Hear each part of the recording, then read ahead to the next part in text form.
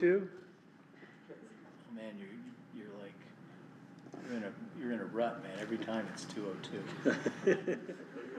Okay. I sent out the June minutes.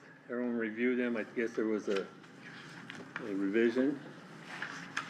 The sort?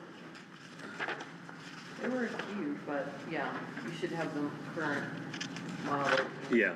plan now. So, everyone read them, and anybody got any? Is there a motion to accept? We approve the minutes. Okay, second? There's a second, okay. There was need to say approve the minutes as revised. Oh, yeah, approve the minutes as revised. Alrighty, all in favor? Aye. Okay. Donation report, I gave everyone a copy.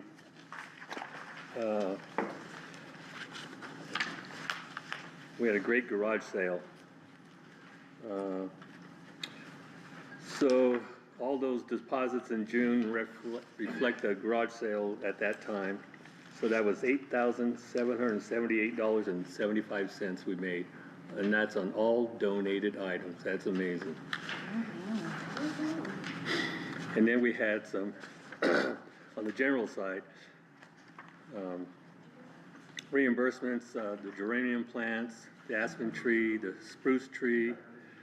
I did that was Joanne. I did the trash haul, got 8-inch spikes for the fence building, and the bronze plaque for Richard Mimick, which I'm gonna put up tomorrow. Cool. And then our mowing services from Sean Thompson. He did a great job down there in the area. If we need anything else from him, you know, he can probably do whatever we propose to him. With that said, and that brings our total on the general side was $5,598.76. On the Trails Fund side, brings a total of $34,554.55 for a grand total of $40,153.31. Any questions? I move we approve the financials. I'll second. Any questions? All in favor? Aye. Okay, thank you. Let's go to the landscaping and parks. Okay, so in front of you, it's really pretty short. Things have been going well. We've had no trouble with the usual, animal infestation. So pretty self-explanatory. I talked a little bit about parks and landscaping. We lost a contractor, but we found one. And Conifer Trail, or Conifer Green Grove was taken care of by Rusty's and by us with the watering. And I think I'm gonna defer any discussion about watering weeds, or anything else until we get to the old business and talk about, landscaping and weed time. And the pictures are to go with that discussion. Except for Craig, I included this honestly, and I thought maybe these people are on the trail. And so Cookie and I went up and we went around, and I went up the trail and up and then around Star Pine Way and back, and I thought, I'm just gonna stop and check. I thought surely they would pick it up. No. And it was there a day later. Yeah. So I don't know, do we need? I get one or, no, I get one or They two. won't do any good. No, yeah, you just sort of have to, when I hike it, I pick them up and put them in the can, that's all. Yeah. If you add another can, then it just increases your That people amount put their of trash, logistics yeah. required to constantly empty The cans. So generally, you don't see them that often.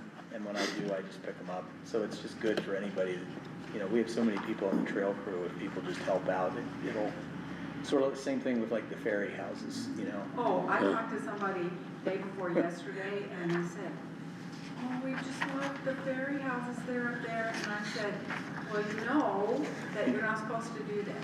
Well, but it's just all natural, and I said, it's not supposed to be there, and you especially can't leave little plastic figures of fairies. Well, you can't leave anything. How many more fairy houses? Well, I've had to clean up some the past couple of months. So I said, I pick up the little plastic figures and things, and so it's better just to make a fairy house in your yard than to have to go all the way. Some of them are quite cute, It's cute in the wrong area. So I'm just gonna wait until we start talking about weeds and landscaping, and that's my report. Okay. Do you have any questions? Oh, yeah, I have a question for you, David. You got two pictures here of lots that look like those are weed zones. And we turned that into SMO, where we can get on people. Well, I'm gonna save that for the discussion, Okay. for when it comes up, Okay. okay? Because I know he's supposed to be working on that. Yeah, well, they finally have mowed the weeds around the town, but today when I came out, the son was doing it, weed eating it, and it looks very nice. But this is more than just weed eating. Yep. But thank you for your question. And Okay, hope great. all will be answered. Right, Craig? All right, so 2 months worth of trail stuff. I hopefully won't go too long, but I've got a lot of stuff. So, everybody's got a packet. The first part just summarizes how many days of work have been accomplished on all the different areas that we work on. So you'll notice on the trails, a heavy emphasis has been on Cedar Creek and Prater Murphy, because those are the ones that later in the summer we get up higher and are working on water bars and further back and stuff like that. So been less work on the Green Canyon Complex, even though we did some stuff, but most of it's been on the longer trails, which we're making great progress on, which we'll look at a little later. Same thing on the trailheads. Generally, Green Canyon was a lot of days because of all the damage from the water project back there, so we ended up rebuilding fence twice. And then we did a bunch of staining and other kind of trimming and things like that. And Cedar Creek, the problem is that there's not much wrong with the infrastructure there. It's more spotted knapweed. I think I've had, well, I had the ambassadors picked it one day for me. They spent a couple hours, got over 100 plants, and I've done it a couple times. So we're fighting weeds at that trailhead, and it's worse this year. We picked it all last year, and it's worse this year than last year. So I'm contemplating, Victor, that we're gonna have to spray it. And the fact that it's on town property makes it legal. Yeah. It's not the forest, so we may have to spray because unless you can find out for me, when we're pulling the spotted knapweed, what I need to know is it doing more harm than good Oh, I see. by leaving roots in the ground, and then it's promulgating more growth. Some weeds are like that. If you pull them, it leaves the root in the ground, and then they come back with vengeance.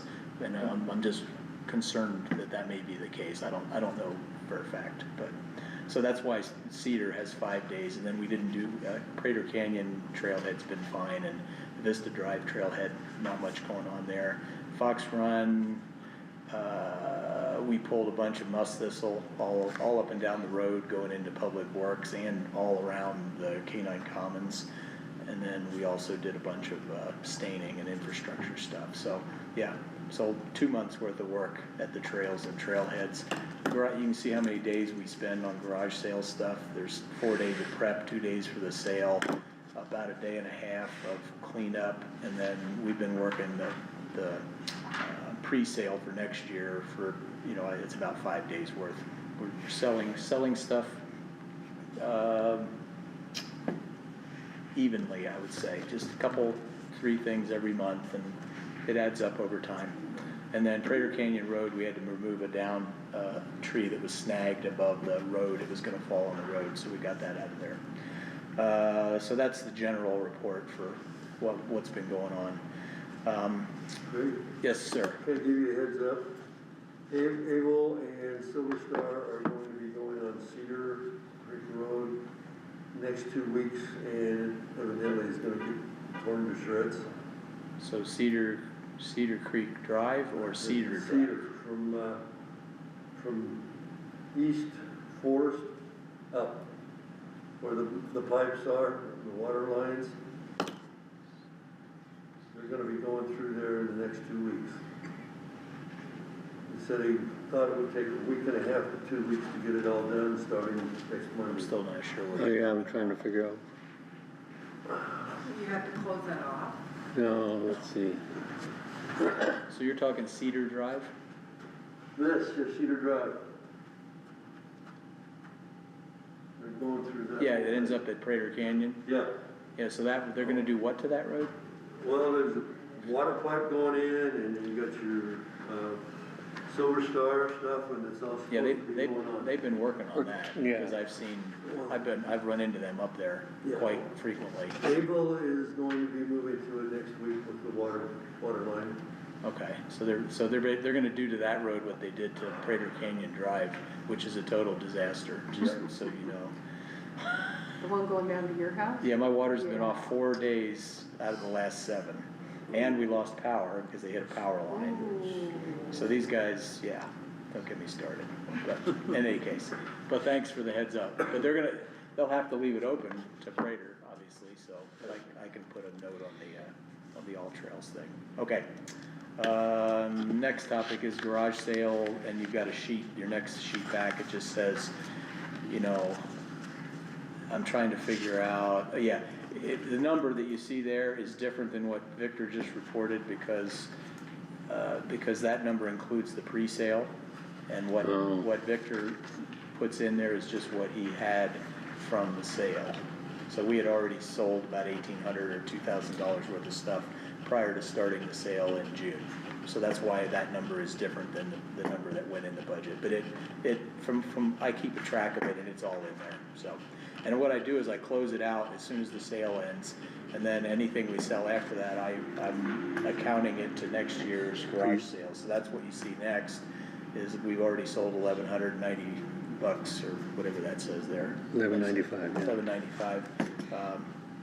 $11.95, different stuff. We sold about, I don't know, 10 items maybe.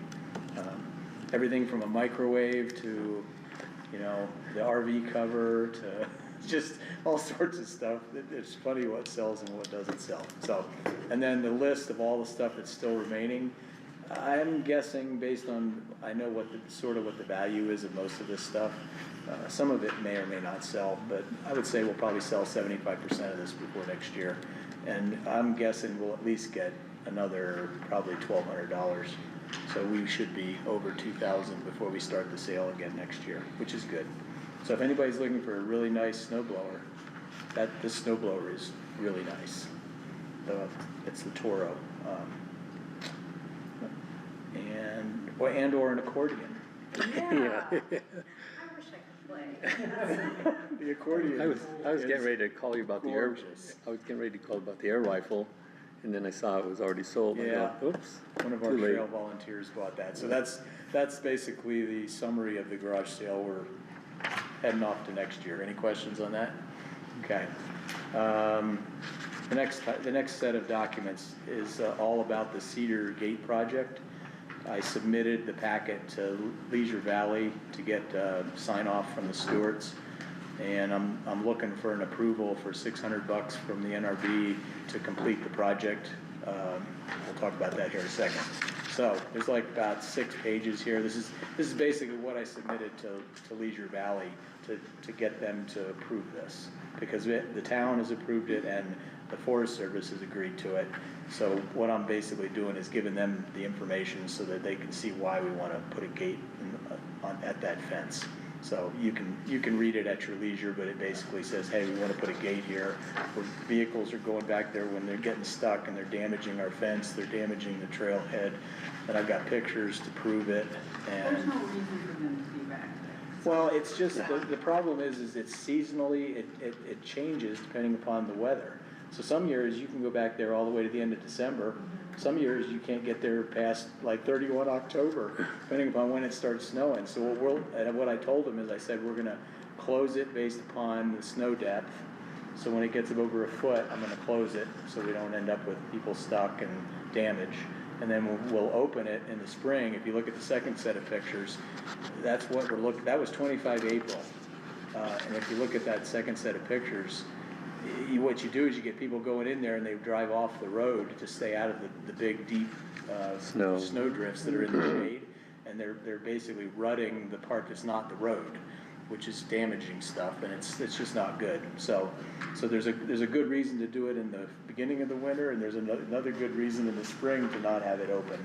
And that's sort of what I was telling LVI. And then the last picture is just, the gate we're gonna put in is gonna sort of look like this one. It won't be exact, because we have to do some modifications to allow snowshoers and skiers to get in, but it's gonna be a burgundy gate with the 6, 7 inch treated posts.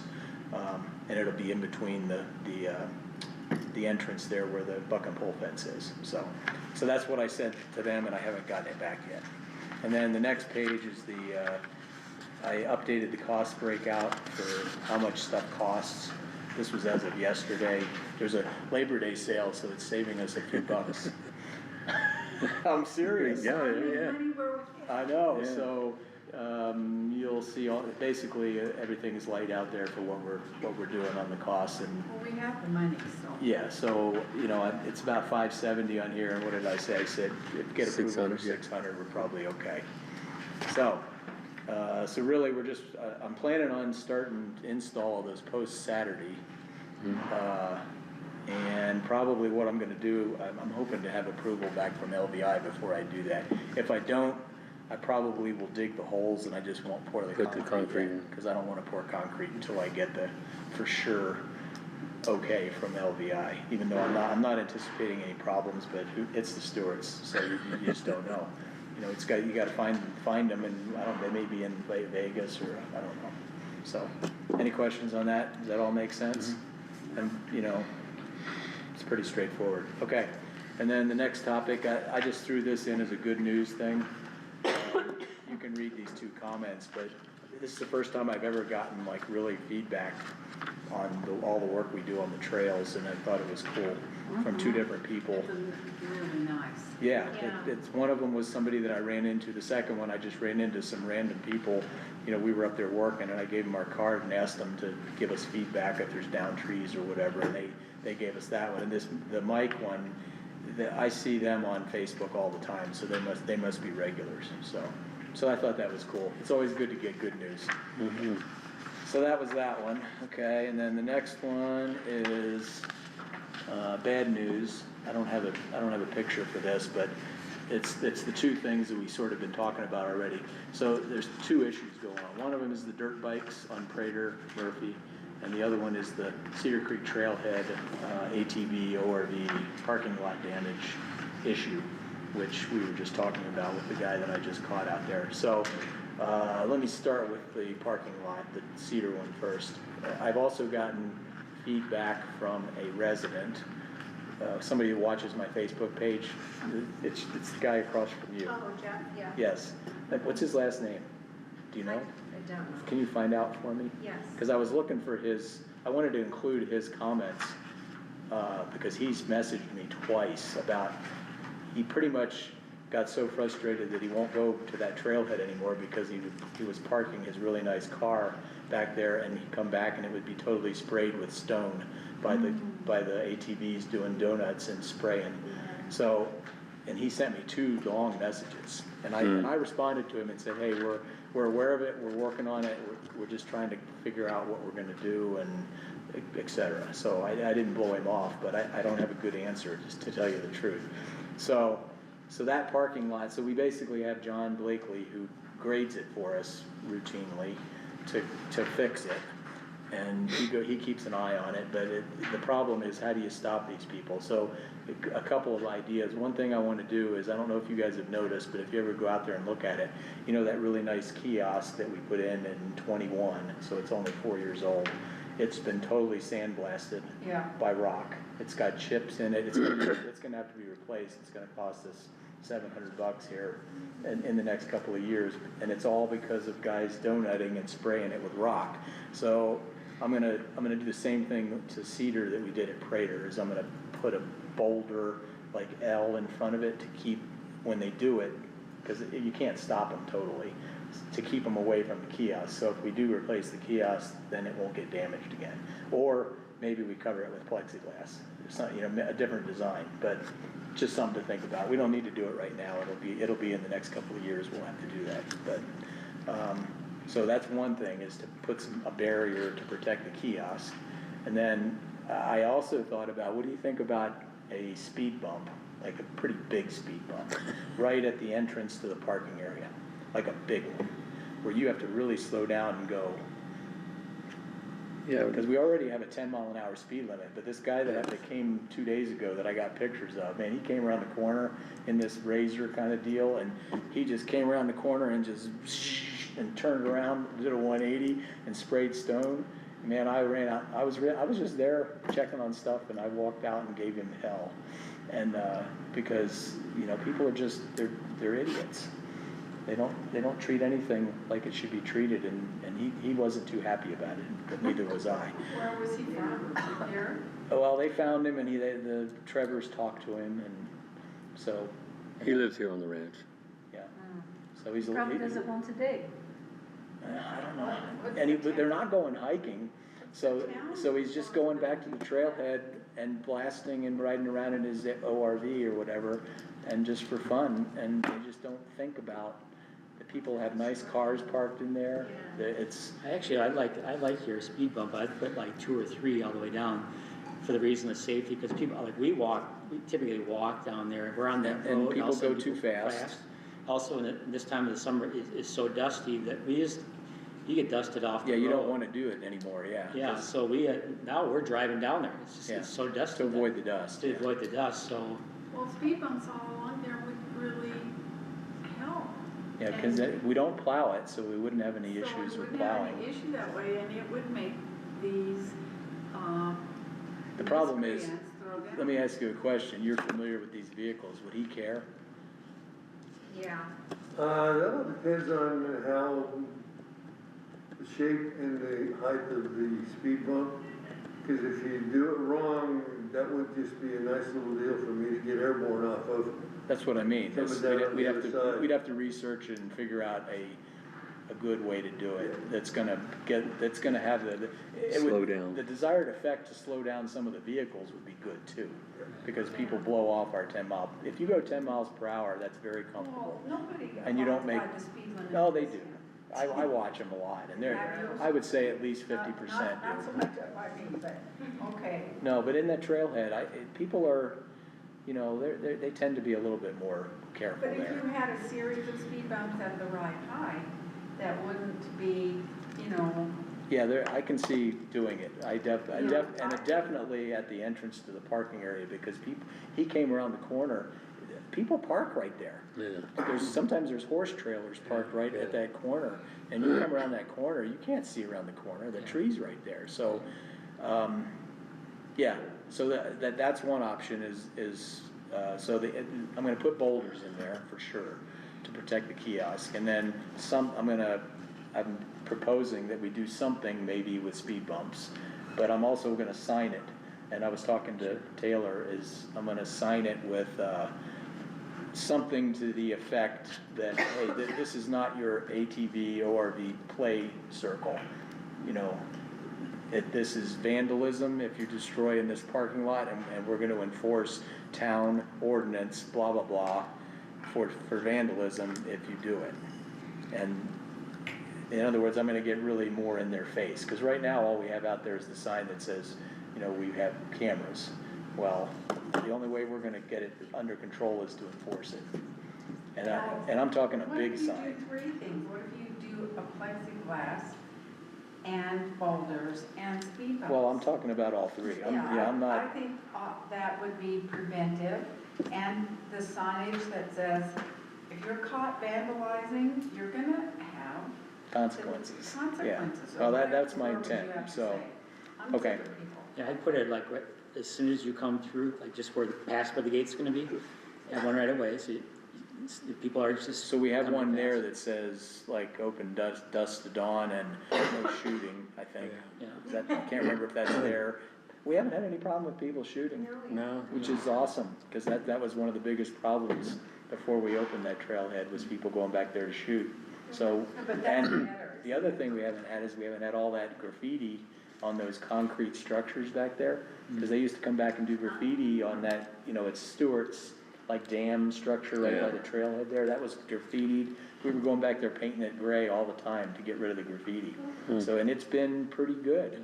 So there's some things that are really good, and the pond has been good. We Yeah. haven't had any issues. I think when the stewards closed off that pond, that really helped. Well, we closed. We closed it, closed yeah, we it. closed It, Yeah. made it hard for kids to go back Yeah. and party. Yeah, They used we to got so much control of that area. The one thing that's left is this ATV, is the snow machines and trucks in the winter, and the summer playground spinning in the parking lot.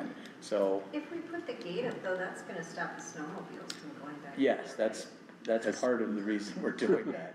You know, the Forest Service bought off on it sort of reluctantly, because they don't wanna close the canyon to snow machines, because that's like a big deal. Right. So we said, well, okay, we're not closing the canyon, but we're gonna, because we own the trailhead, we can, they basically told us the town can do whatever it wants, because they manage the trailhead. And so we sort of came to the compromise that, yeah, we got trucks getting stuck, and they're damaging our fence, and they're, you know, it's crazy. They go in there when they just think they can, and it gets deep back there in the shaded parts, so they get stuck. There's so many times guys have gotten stuck back there, so yeah, so the gate is twofold, to keep out the vehicles because of that problem, and it also gives us the advantage of the non-educated snow machine people aren't just gonna trundle back there and almost fall in the creek like they did last year. You know, Yeah, two they just- different sets of them. And most of those folks who came back were not from the. They were not from here, Yeah. they just saw the road and this looks pretty, Yeah. which is, I would too, I mean, if you think about it, and there was nothing to deter them. Yeah. So now that's gonna shut that off, and if there's somebody that's like a real aggressive snow machiner that knows what he's doing, they'll figure out how to get back there, they just have to go around the fence or over there's certain times of the winter you can go over our fence. Which is fine, they're allowed to, because the fence, you know, in the winter, they're allowed to stay over.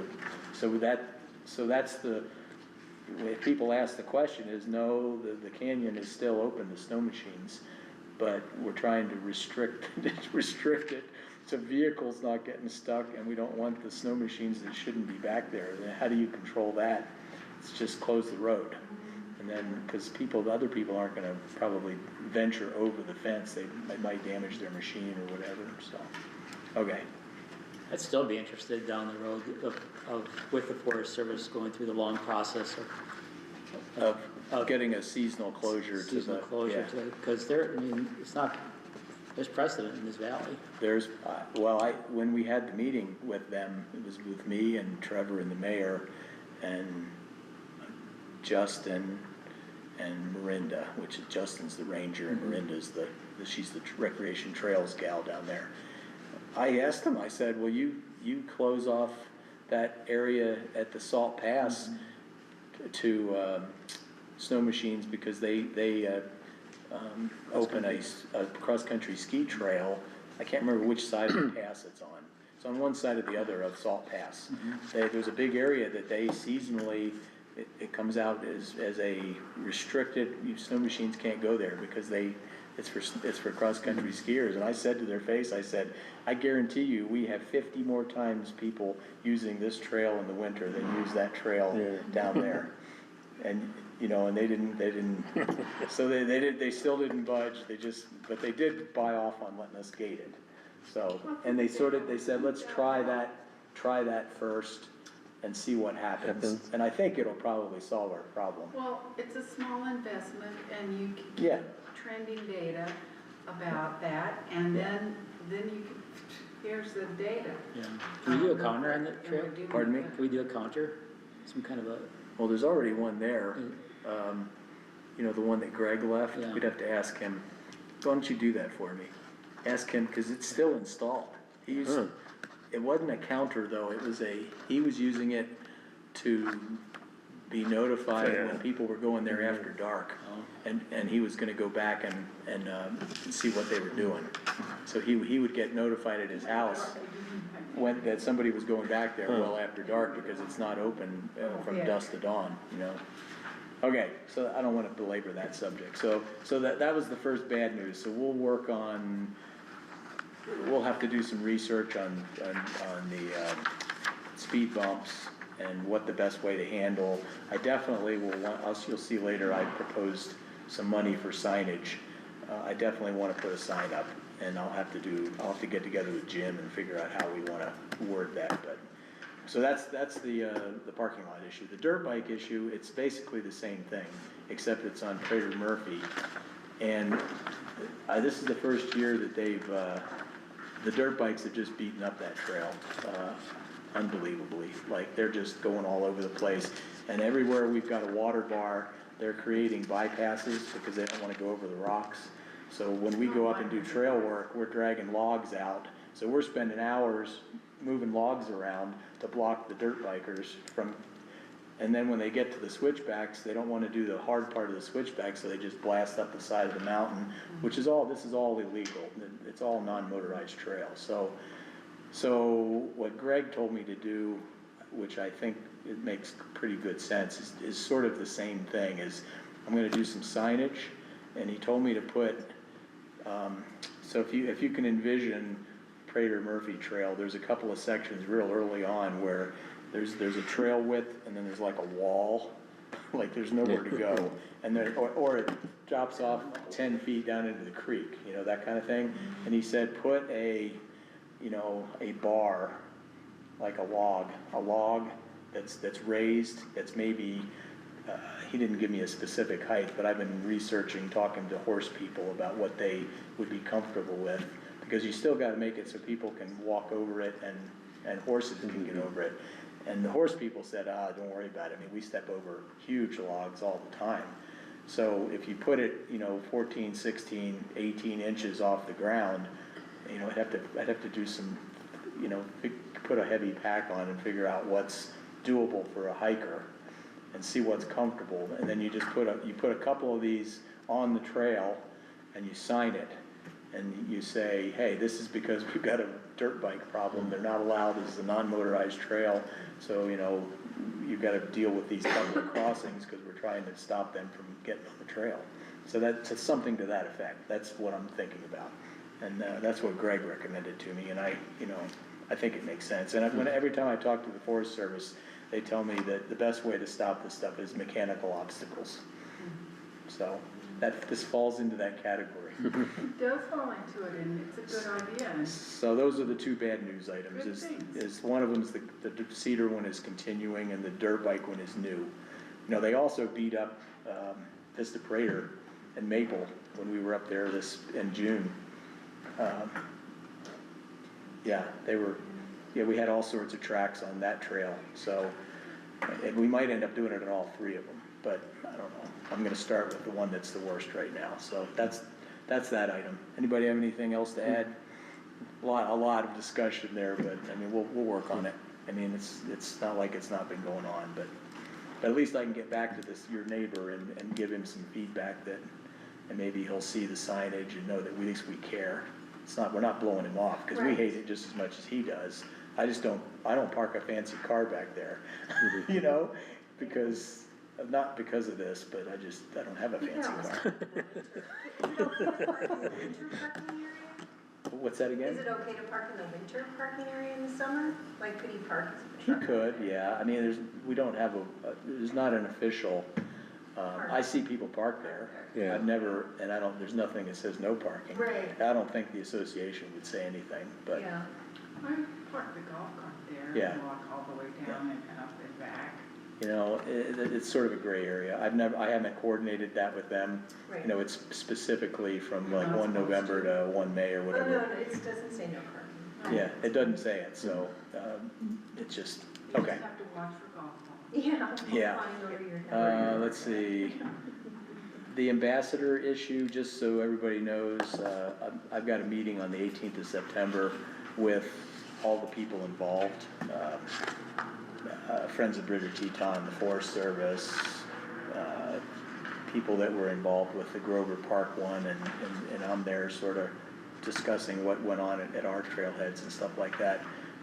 So just everybody know that that's going on. Essentially, the ones from Pinedale, they came 4 times. They were here 3 times. They did their friends' forts. I don't, did everybody get to see that? Yeah, it's nice. It was good. I thought it was pretty impressive. Yeah, I thought It was very professional, yeah. And then they came one time and did a 4-hour trail work with us, so, which they really liked, which was cool. Cause they learned a lot, cause I don't think they'd ever done that kind of trail work before, yeah, so. And the ambassador from Grover, he came and worked 4 full days of trail work with us, so he spent a lot of time up here. And, you know, he interacted with people when he was out working, and he learned a lot from us about trail work, cause I don't think he'd ever done that kind of trail work before either. And, you know, he's dealing with the issues at Grover, and, you know, it was interesting listening to him talk about what he's dealing with down there. It's basically, it's some of the same Cedar Creek trailhead stuff with ATVs totally blowing people off. You know, you have a family reunion of 30 people camped there, and these ATVs just beat the crap out of the road right next to them and dust them off, that kind of stuff. And he gets engaged and tries to educate them that, you know, why don't you move your chaos up here. And then he's also dealing with like campers. They're only allowed to stay in the forest for 14 days in a certain spot, and you gotta move. And they wanna move like 2 spots over, and you're not allowed to do that. It's gotta be more than, like, he said it was more than 5 miles. Which is, there's like a rule for Wow. how far they have to move. So he's trying to enforce that, and he's getting feedback. And, you know, he's sort of in the, where we were with Cedar Creek Trailhead before we did all the infrastructure stuff. No signage, no rules, graffiti, shooting, ATVs, hiking trails, biking trails, all intermixed, and there's no rules. And that's what the Forest Service is trying to get. They're trying to move towards getting enough data to try to get control of it. And that was the whole purpose in putting him down there, so. So that's, the meeting we'll talk about a lot of that stuff, and we'll probably get feedback on what he thought, what he saw, and we'll hope that maybe they'll do it again, and it'll be, you know, just every little bit helps, I think, because, you know, he was educating people that are coming there, and maybe if they see it a couple years in a row, Yeah, it'll start shifting. they might, and then they've got to do the same stuff we did. They've got to fence stuff, they've got to designate this trail's for ATVs, this one's for non-motorized. You gotta have some sort of enforcement, you know, and that's what they're heading towards, but, it's gonna be a long process. But it's one of the top 2, programs on the, Grays River Collaborative, agenda items. One of them was timber sales, and this is the second one, which is Grover Park getting control of it, so hopefully we'll get there. So that's the ambassador update. And I think they're pretty much done now. I know they're not coming back, the ones from Pinedale or not. I haven't talked to Jack recently, so I don't know if he's coming back or not. I think it's pretty amazing you made it through the summer. He did better and better. He did generally come way more when we were doing trailhead projects Yeah. to help out with signage and staining and fence stuff. I think he liked doing that better than, the trail work's hard. And when you're up there with Maddox and doing tread work, that stuff's hard, so. All right, so the next summary here, if you look at the next one, I'll go over that here in a second. The projects that I've got left on my list to do for this summer. So there's the 2 things that I want approval for. I'll talk about one of them here in a second. $50 for safety handles at Fox Run Park and Cedar potty enclosures for accessibility. I'll talk about that in a second. And then the $750 is just a WAG, but I need some signage. I've got a couple signage things going on. I've got the one at Cedar, and I've got some sort of signage that I'm gonna have to do if I put these bars to stop the dirt bikes. I'm gonna want more specific, hey, no dirt bikes. You know, sorry hikers, you have to step over these because we've got people that won't follow the, you know, something to the effect that, that's why these bars are here. We put that on all trails. I'll put it everywhere, yeah, that's not a problem, I'll put it on my Facebook page and I'll put pictures of it and just let everybody know why it's going in. But, yeah, and the more we get the word out, and maybe eventually people will find out that, oh yeah, they really don't want us doing dirt bikes on this trail. But I figure we gotta stop them one way or the other. We've already done a bunch to try to stop them, which is moving logs around. So yeah, so $50 and $750 is my guess for how much I'm gonna need for signage, I don't know. That's a good starting point. Okay, so let's go back to my work summary of what's going on next. So this, I mean, you don't need to get into the details here, but it's, the major projects are the gate at Cedar. We're gonna stabilize the bank at the Knucklehead Rock. Anybody here knows where that is on Cedar Creek Trail. We're gonna try to get that done this year. I had a meeting with the Forest Service, water guy, what's he called? Hydrologist, that's it, I couldn't remember that word. Yeah, he came out and walked Cedar with me, and we talked about that, and he said he wanted to come out and help, so we're gonna try some log retaining wall and try to fill it with soil and get some native plants to grow in it. It's already got a bunch of plants growing in it, but we're gonna try to stabilize that bank, which needs to be, the problem is if it keeps falling in, we're gonna end up having to reroute the trail, which would be a lot of work. It's not undoable, but we'll try to do it. So that's a big project I wanna get done. We're waiting on that one until we get some rain, because you can't do it now because it's too dry. To Prater Murphy, we're going there tomorrow. Anybody wanna come? So it's me and Phil and Rick for now. That's the east side of Prater Murphy Trail, going around to the Murphy Creek Trailhead and working the trail from there. It's gorgeous over there. I can't wait to go back over there. I haven't been there in 2 years, so we haven't done a lot of work over there. We did quite a bit 2 years ago though. We did about 1.25 miles of that trail. We didn't get quite to the saddle, but we made a good dent in it. Well, it'll be interesting to see what condition it's in. They've got some of the same issues over there that we have over here. It's all blocked off at the trailhead, and there's signs that say no motorized vehicles, and then you go and get on the trail, and there's two tracks where there's ATVs beating it up. So we've been putting logs in one of the treads to make basically the same thing. You make it difficult for them to use the trail. And then Alan told me there's somebody illegally camped like 250 yards inside the forest there that's been there for a while. So I need to go check that and get the forest protection officer on them if it's true, because they're not allowed to camp. They drove some vehicle way back there off of the trail. So we got a couple of things we got to look at up there. They just drive around. There's plenty of places to go, but you know, if you go to the trailhead, they put big boulders, and it really isn't conducive. But if you get off the trail 25 yards or 50 yards down the road and go through the woods, they get off. If you've got one of those kind of vehicles, you can get off the trail. I can't wait to find out what he said. Yeah, I can't either. If he's still there, I don't even know if he's still there. So we got that project tomorrow. And then, like I said, we're starting the gate project on Saturday. We got Vista Prater, the logs at the retaining wall that we're gonna try to fix. The two large down trees on Cedar. I'm gonna try to do that next week when it's cool. Anybody wanna come? I'm thinking Friday before Memorial Day or Labor Day weekend. How far, are they 4 miles back? 4 miles, So yeah. they're back into the basin? They're above the basin. Above the basin? Yeah. We just went up to the basin the other day, but didn't go out. They're above the basin. They're like in that last stretch before you get to that big cairn where you turn 90. Yeah. So they're just below that on that steep uphill part. There's pictures, you can look at it. You see the pictures back there?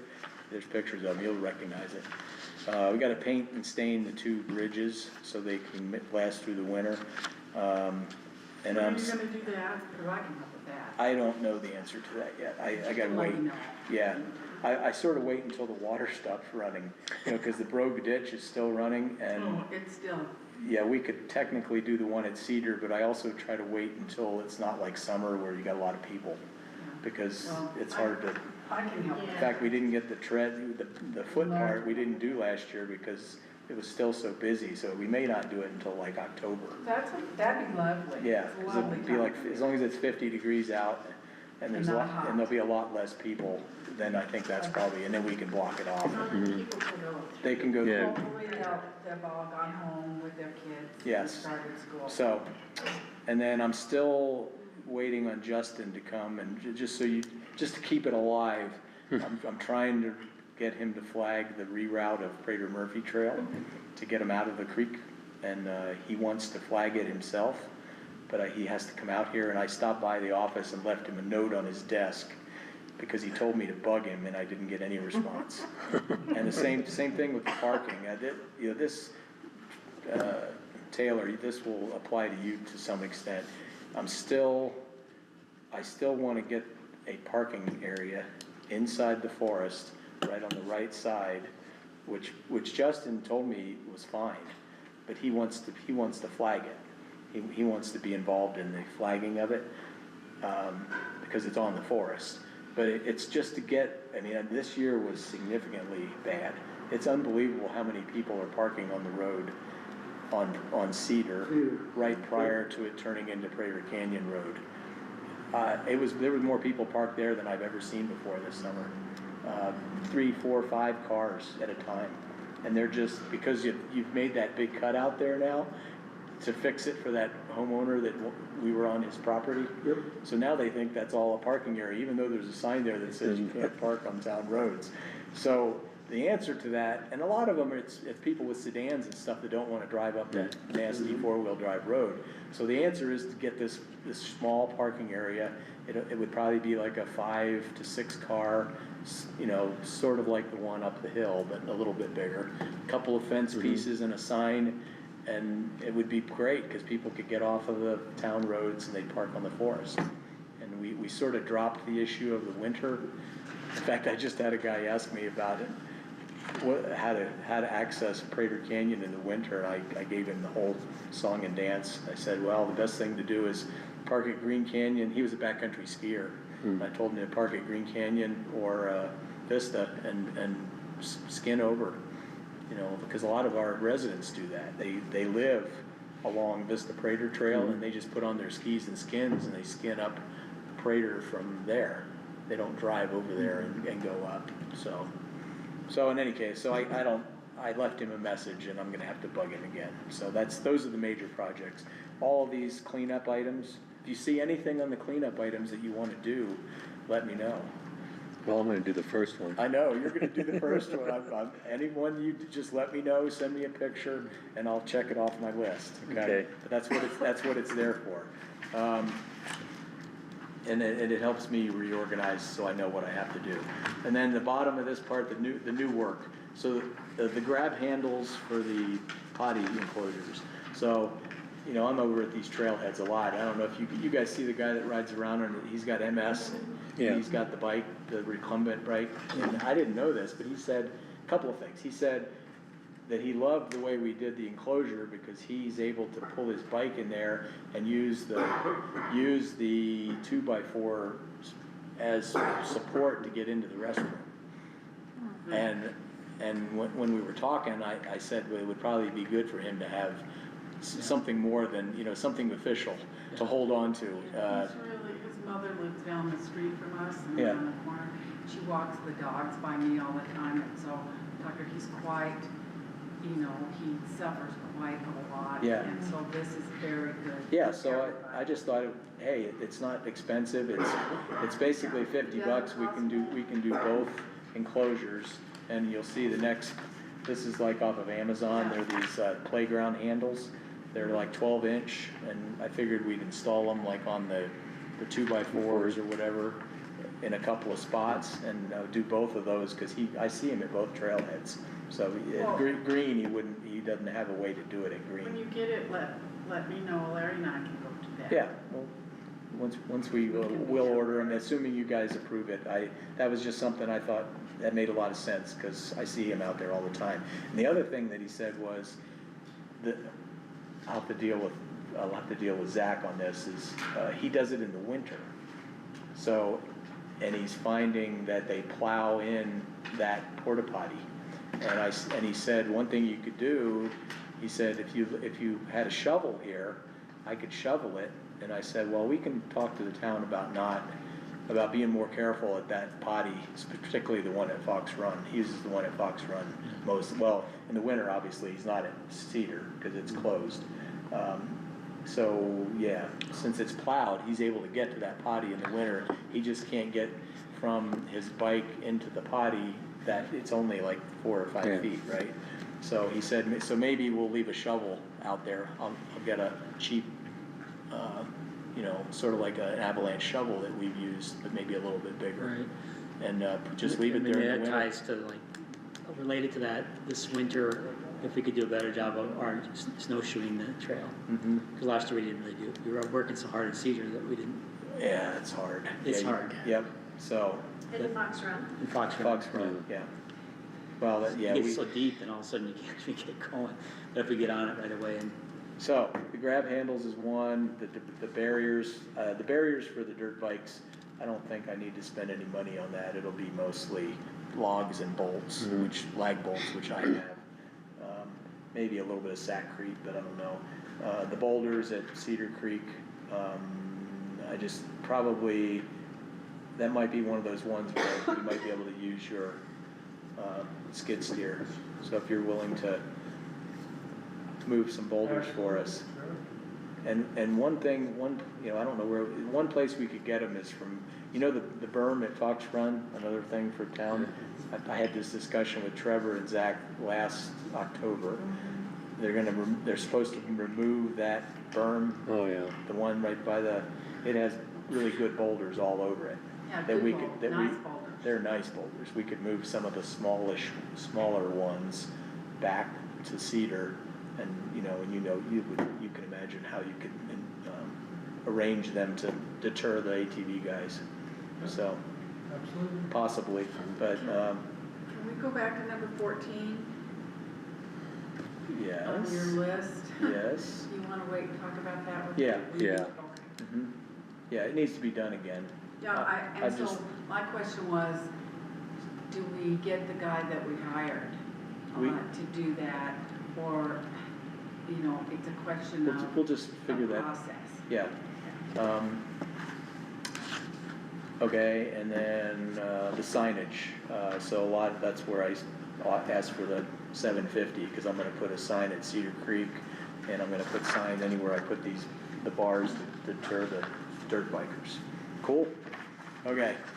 And then I think my last thing is my set of pictures. So the first picture is the 2 trees up on Cedar that have to go.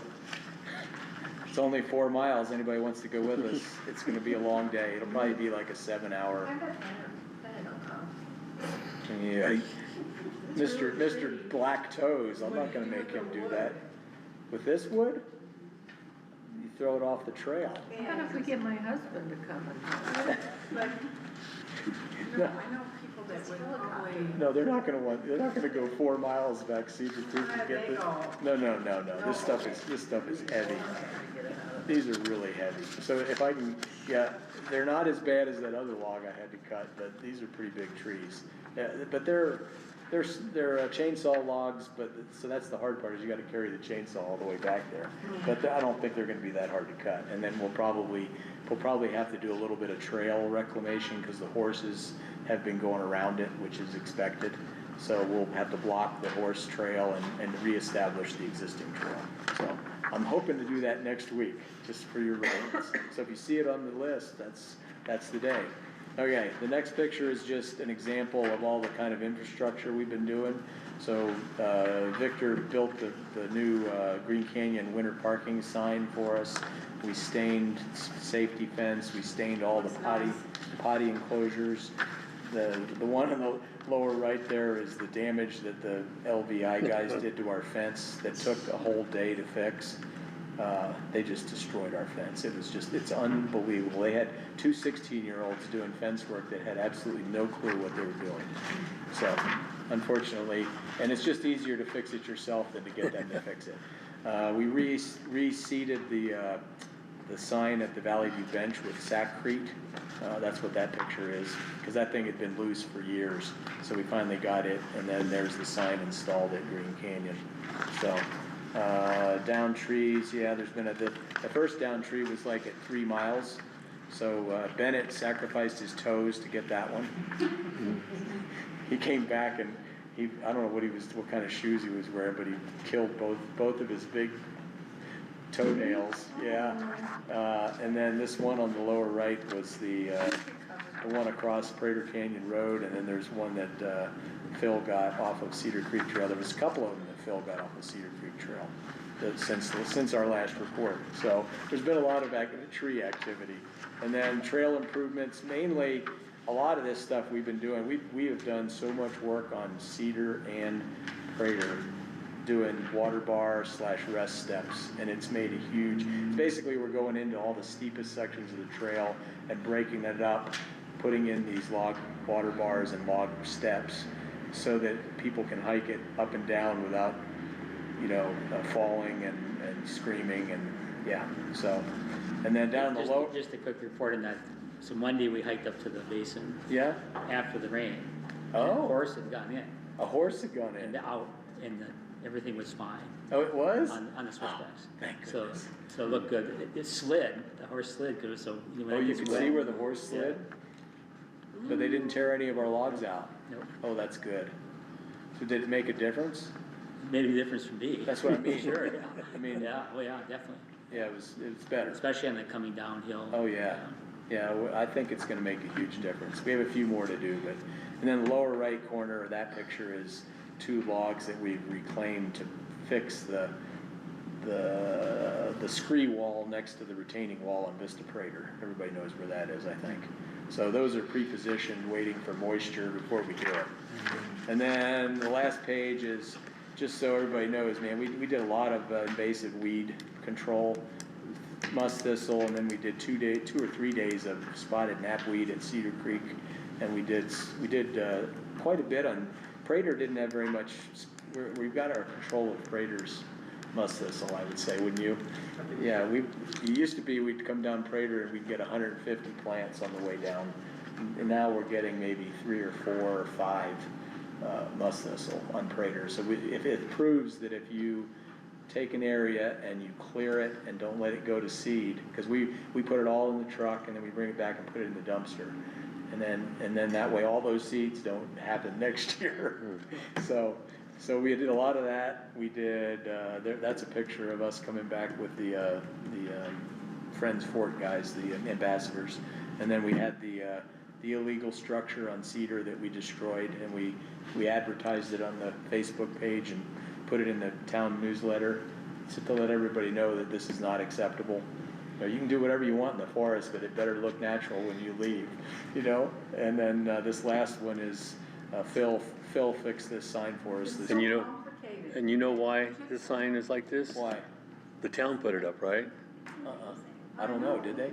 Yeah, Yeah. they did. Yeah, they did. They did. And if you notice on the back of my sign, I just made, remember those 2 logs? I grooved them in. That keeps the thing from twisting. That's what. Twisting in the If you wind. go down there and you can see it twisting, that's what happens. Yeah. So if we ever think about it, we might go back and Redo it, and, redo it. But it's just one of those things, could you redo it on site? No, because they're already twisted.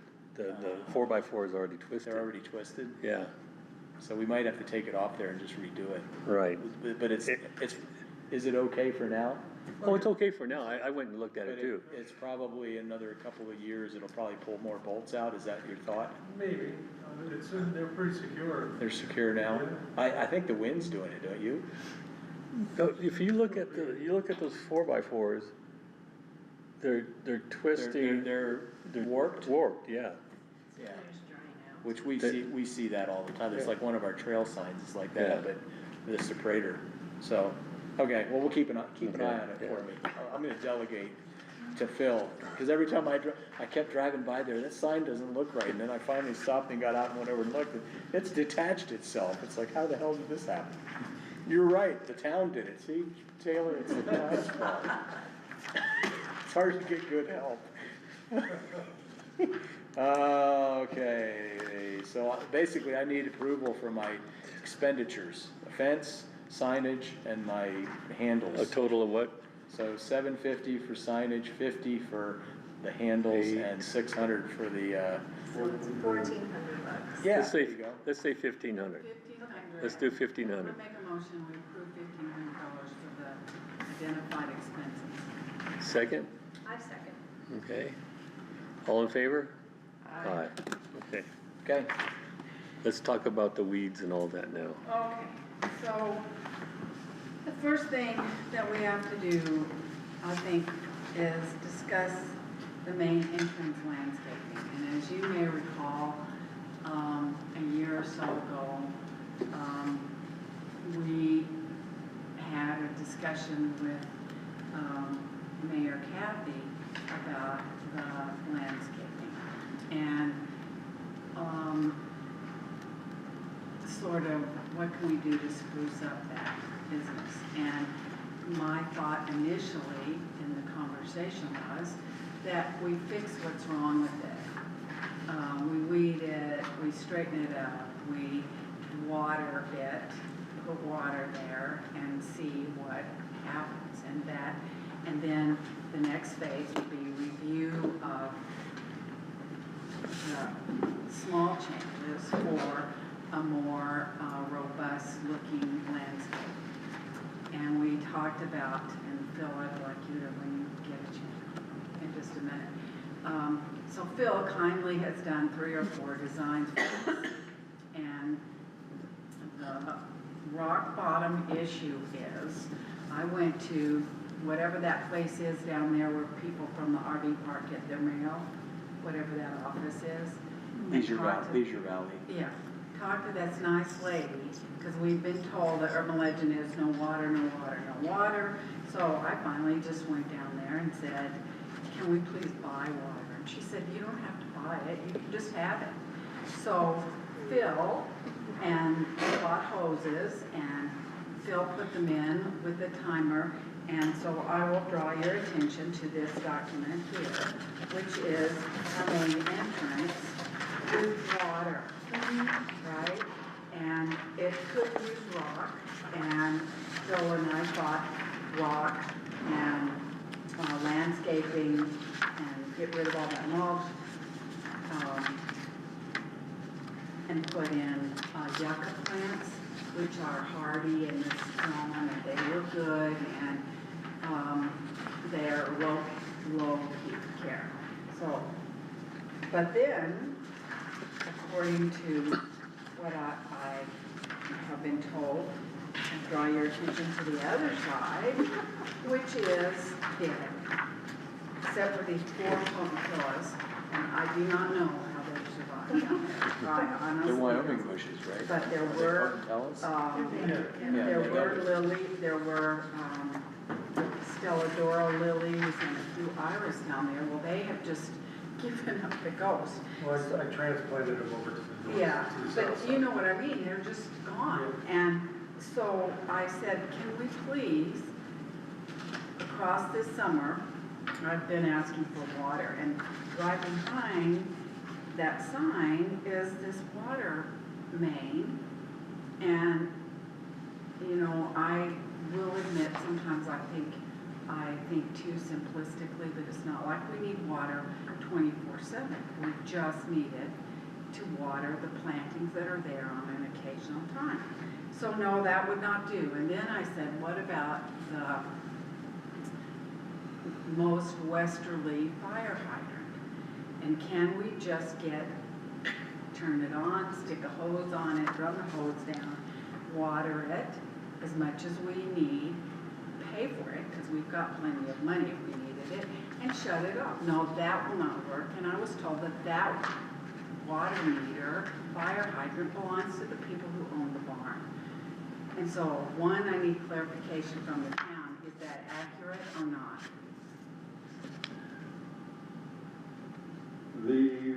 fire hydrant was put in by the town, but I do not know what the deed said when he bought all 4 lots. I do know that before I came up, I talked to Trevor real briefly, and he said in order to get water down there, we would have to put a meter in and a water pit. How expensive is that, I wonder? I have no idea. Well, there was a sprinkler system there. Yeah, I was gonna say, it seems like I remember at some point there was a sprinkler Drip system irrigation. down in there, All Yeah, those totally. trees then going it It's got Yeah. totally dripped. killed. Yeah. And And where, there's a sprinkler valve in the ground too, and I opened it up and the water is shut off to that line. So if we could backtrack and see where that water is turned off, we could turn it on and see what we need to do, to get water in there. Because there's a Because- valve there and there's a controller that, Here's, you're gonna love this answer. Here's part of the problem. Going down from here down, I am aware of 4 different water lines. Only one of which is ours. And I don't know which one you're looking at or which one it's you're going on. it's in a green box and it's on that strip that's only so wide, you can see the survey marks. In the It's green on the box, side of probably town. ours. Well, the town had to have those put in Well, that irrigation Yeah, way there was, back when. there was irrigation in there at some point, and then I don't remember the specifics of how it got destroyed. Well, that's what I remember years ago, we were talking about the sprinkler system going down there, and they said, well, it's broken, you know, that's why there's no water going down there at all, they just shut it We off. should just fix it. We can fix it. I do that, I've done that for 50 years, sprinklers and yeah. landscaping, so. so, We have the money to buy the pipe and Pipe, everything. yeah. That's, well, my and it's not question is, expensive. A, can we get water, and B, can we fix it? Because I think we all are in agreement that we would like to do that. If there's a valve there, and the line is live, you should be able to get water. So how do we, who's the E- person we? Even if there's not a valve there, why can we not pay out of our funds, pay the town to put one in? You know? I Yeah. mean, it's like a one-time expense. Yeah, No, What do they charge somebody to put a, $7,500. well, there you go. $7,500. Maybe, but they would That's probably what- give us a discount, because we're Well, then we'd have we're the not, we're a water. nonprofit. And we can think that, so if we just look globally, it's a point of real annoyance to me that you drive on whatever street that is, I don't know, because I don't pay attention to that. But it says SVR in huge letters, and it's landscaped beautifully, but you drive down to the main entrance of the town, and before Phil was able to get us water and make one side look nice, it looks scandalous. Yeah. And there's just no good reason for that. And so if we want the town to look nice, and that's like the front door. So I know what I think is important, but the purpose of this discussion was to hear from everybody else, and really, should we just bounce it back to the town to say something? Because the suggestion that Trevor made to me about water was the water truck. And we're not doing that, I gotta say, we're not doing that. It won't work, and Can you throw into the discussion town hall? Well, that This, too. the landscaping around this building is Exactly. disgusting. It At is. one point, I remember this Yes. group coming in and it said we're gonna do the whole thing around town hall and down Yeah. to Muddy Stream. And I thought money was allocated in the budget for that at some point, and then nothing happened. And I don't know whether that's our fault or town's fault or what happened. well, But I've been at. where is this green box that you're talking about? It's about 3/4 of the way down from here. It's just in Is that it tiny before- little is it strip bef- between. and it's on the, Is it on the south side, Phil, or the north side? It's on the North north side. side. Is it before Yeah. the turnout or after the turnout? Yes. But, it's not worth I mean, But it's about, 2 by 3, Yeah. and it's a green, you can see green cover right in the ground, if you walk that down. It's gotta be the one that was used previously for Yeah. that purpose. Yeah, that would be a standard irrigation control box, okay? And the follow-on to needing water is complicated by the fact that there are 72 trees in Star Valley town that are infected with that pine bark beetle. And in order to fix that, and save a huge investment in trees, we have to, use pesticide at appropriate times. We have to fertilize them, and then they have to be watered. And Rusty's crew watered the south side as best they could, and they dug little holes with an auger, and they helped. But if we want to save the trees eventually, because they're going to die if we don't do it, then we have to be able to water them after they get, their treatments. And the treatments are every year in order, at least the pesticide. I'm not sure exactly. But if we could get water,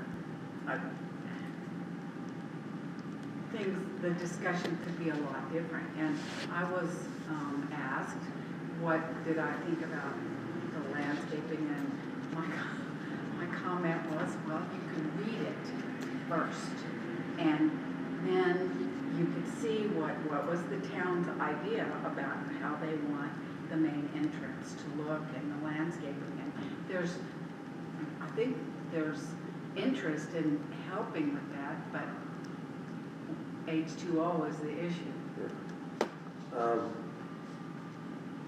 The south side of Vista is not in the town.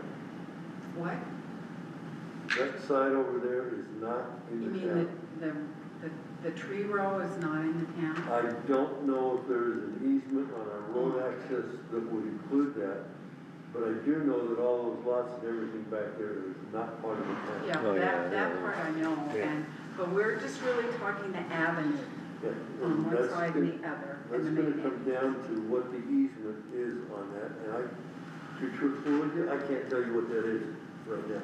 But we could find out, I bet. Yeah, So then, if we could find out water, if we could find out easement, then the next step would be to decide what to do. And now it's gotten too sort of late in the season for us to make much change.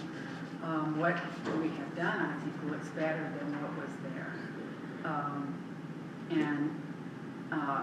And so can you let us know, or who do we need to talk to, or who should we? Zach is not here this week, he'll be here next week. I mean, I know you. Yeah, but like you said, it might be a little late in the season right now, but if we get on it right now, we can figure out what's gonna Yes. happen. Then we can Fix it, yeah. plan for next year, yeah. Well, the other thing, there's nothing that says you couldn't take, let's just take the north side. Nothing says we couldn't go in there and take out all that mulch, clean out all the debris, and paper it with that really good landscape fabric, so that you're not fighting weeds next spring. Spring. And rocket, and Well, xeriscape that side. You could, easily. Yeah. And because you can always go back in and lay drip line, right? And we could even put yucca on that side, because they're pretty drought tolerant. They And if you wanted to, Water a little bit you could pre-drip initially. line it. Well, I think we could do a lot of things if we have the issue.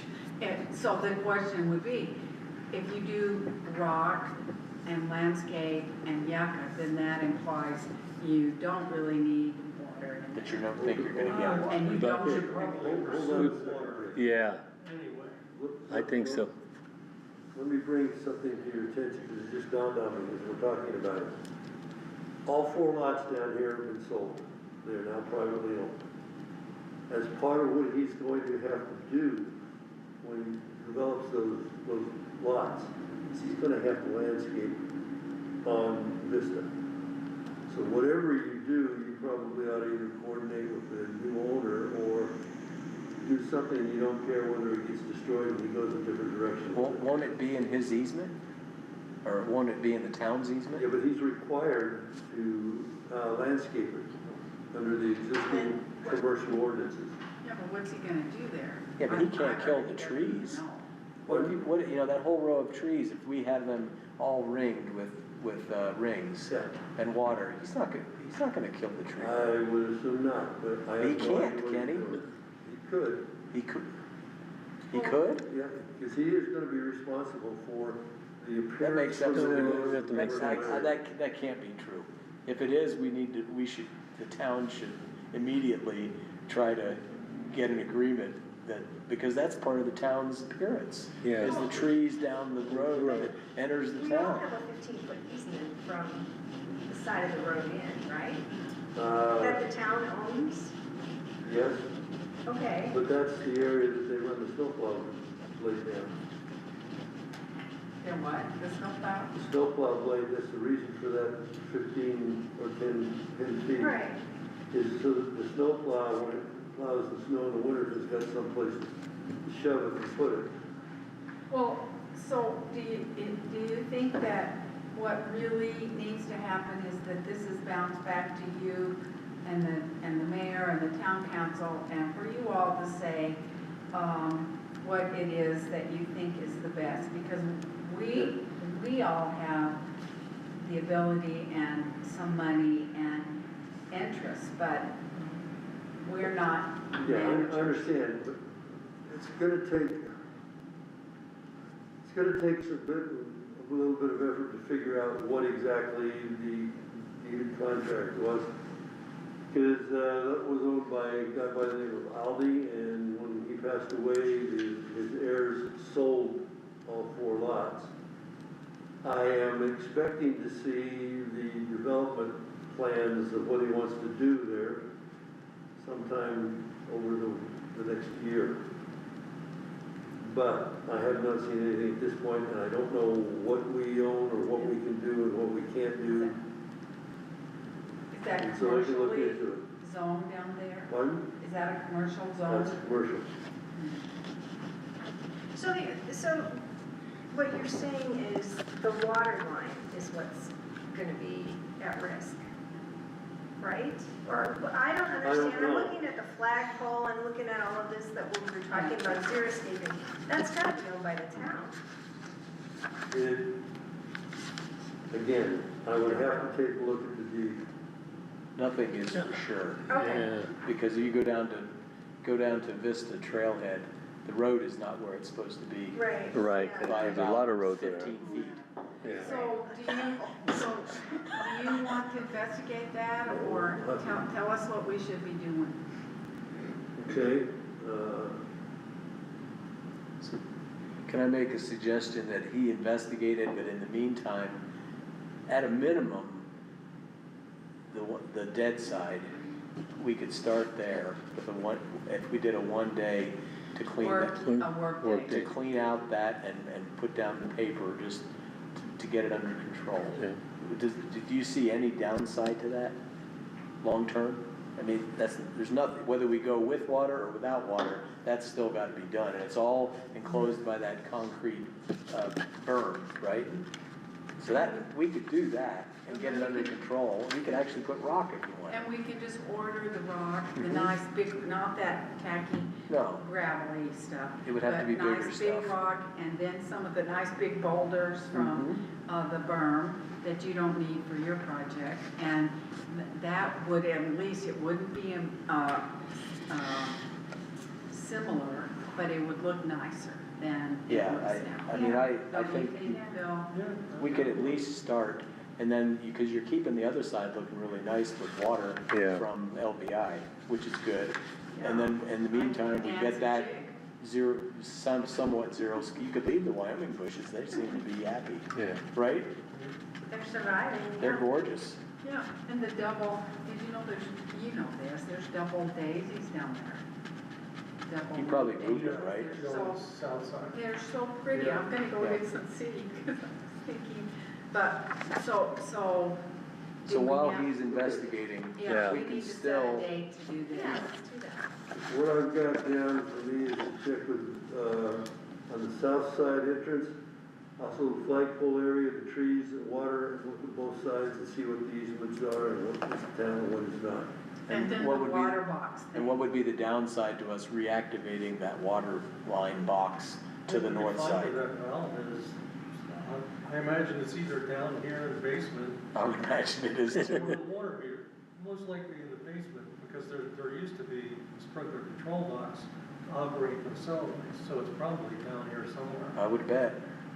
If we turn that water on, and see if there's any damage to it. And you just fix. We'll see fix these the leaks damaged all parts. down Well, and then- down the road. So, It should only be. Yeah, yeah, I know. well, and this also goes towards the whole subject of the trees. The trees, to be healthy, they need to be back on drip lines. I mean, if you wanna manage them properly, on this side, and if possible on that side, then we would have to ask, if they're already letting us use their water, but if we were gonna take that water and put it on, Make it and drip drip in. it to those trees, we would have to, and they would agree to it. Yes. They've never said, because it No. benefits their property. Yeah. The south side most likely was hooked up to that system too, because Probably. both sides had to be watered when they were initially. Yes, planned. that's what I think. So.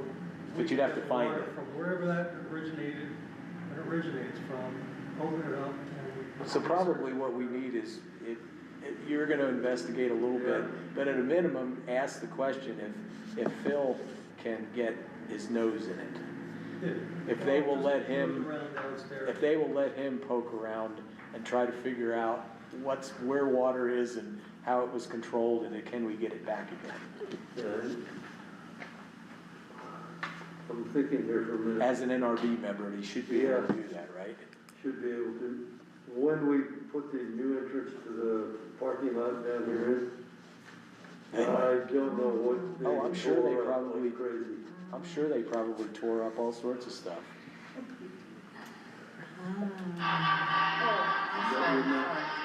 That would not surprise me. No,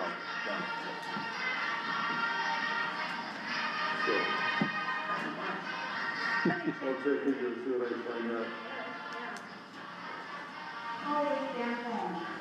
no. Can I add into this discussion while those two guys Yeah. are gone? Because we have the same issue at Fox Run Park. And we have plenty of volunteers that are willing to do this work. Yeah. Debbie does all Phil knows how to do all this, all the brown pipe rings around trees, all that stuff. You know, Joanne managed the tree watering this summer, and those trees are in fabulous shape, all of them. Thanks to everybody's work, Thanks to everybody helping out, they're amazing considering how dry this summer was. We probably would've lost 10 trees if they hadn't been watered. But we need to do the same thing at Fox Run Park. We already have, some access to water, Yeah. right? We need to put in a box and a controller and put all those trees, both sides of Fox Run, Kenyon Commons, put them on rings. And stop this Yeah. volunteers Yeah. having to go out in the heat of the summer. We have the money and the Yeah. technology Yes. to ring all those trees and make it proper.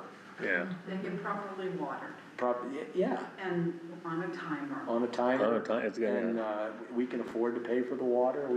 There's nothing that says we can't do it. It's Yeah. just, we need to do it. And in the past, it's sort of been like the access to the water and, the town's hydrants and all that kind of stuff. The only thing I can think of is there a power issue? Oh, To how much run- it costs to run No, that? No. It's access to power to run a timer well, to run your system. I just bought a timer for a drip water system, Uh-huh. that's battery powered. yeah, that's, So you could do it with battery. yeah, okay. So Pam's greenhouse runs on one of those with a battery, then that's not battery an issue. Or powered. maybe you could get one that's solar. So Phil, we're talking about, same thing at Fox Run Park. All those trees that we've been hand watering all Yeah. summer, we have plenty of volunteers that can run that brown, rings ring around lines. all those trees. And we would just need to basically do what? Install a control box? Well, there's the hydrant that's Yeah. right there. Well, there's And a I have a little timer that I can hook up to the hose, and, It'd be better to make it more formal than, you know what I mean? we would, because we probably need more zones. How many trees are Well, in there? so you know?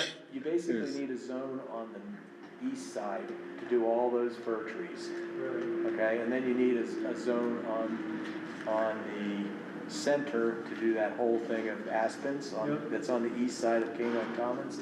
Then you need another zone on the west side of Canine Commons to do all those trees plus the cottonwoods and the apple trees. So you sort of need 3 zones from my thoughts, based on the way I do my trees. But I mean, you've got water right at the crop circles, so you could put it on the corner of the crop circles, right? Right. There's And, water there, there's that pump in the middle of Canine Commons that could also, yeah, we don't wanna deal with them. We would use, hopefully, well, you could access the line. right. But the only problem we've had is that when they, people fill the bathtub for the Yeah. dogs, we lose water pressure, but that's an intermittent thing. That for drip systems, I don't think it would make a difference. Well, no, because It's we not could that- run those at night when no one is there. That's right, you're Yeah, right, when nobody's So there. then you don't have to worry about pressure. I think we should just, Look into that. I just think we should make it we're gonna do this. We're gonna do it, yeah. Now this, we gotta answer questions, Yeah. but that we could do. Even if we just started laying it out, it's gonna take quite a few hours to run all the line and build the rings, but Debbie does all my rings, so she knows, she could probably build 50 rings in a weekend, She does. No, I know she does. We can build rings, we can all work together, that's a All lot work of work. together. Yeah, Yeah, yeah. Get, just. But with that many, say on the east side, with that many trees, wouldn't you want to have like 2 or 3 different,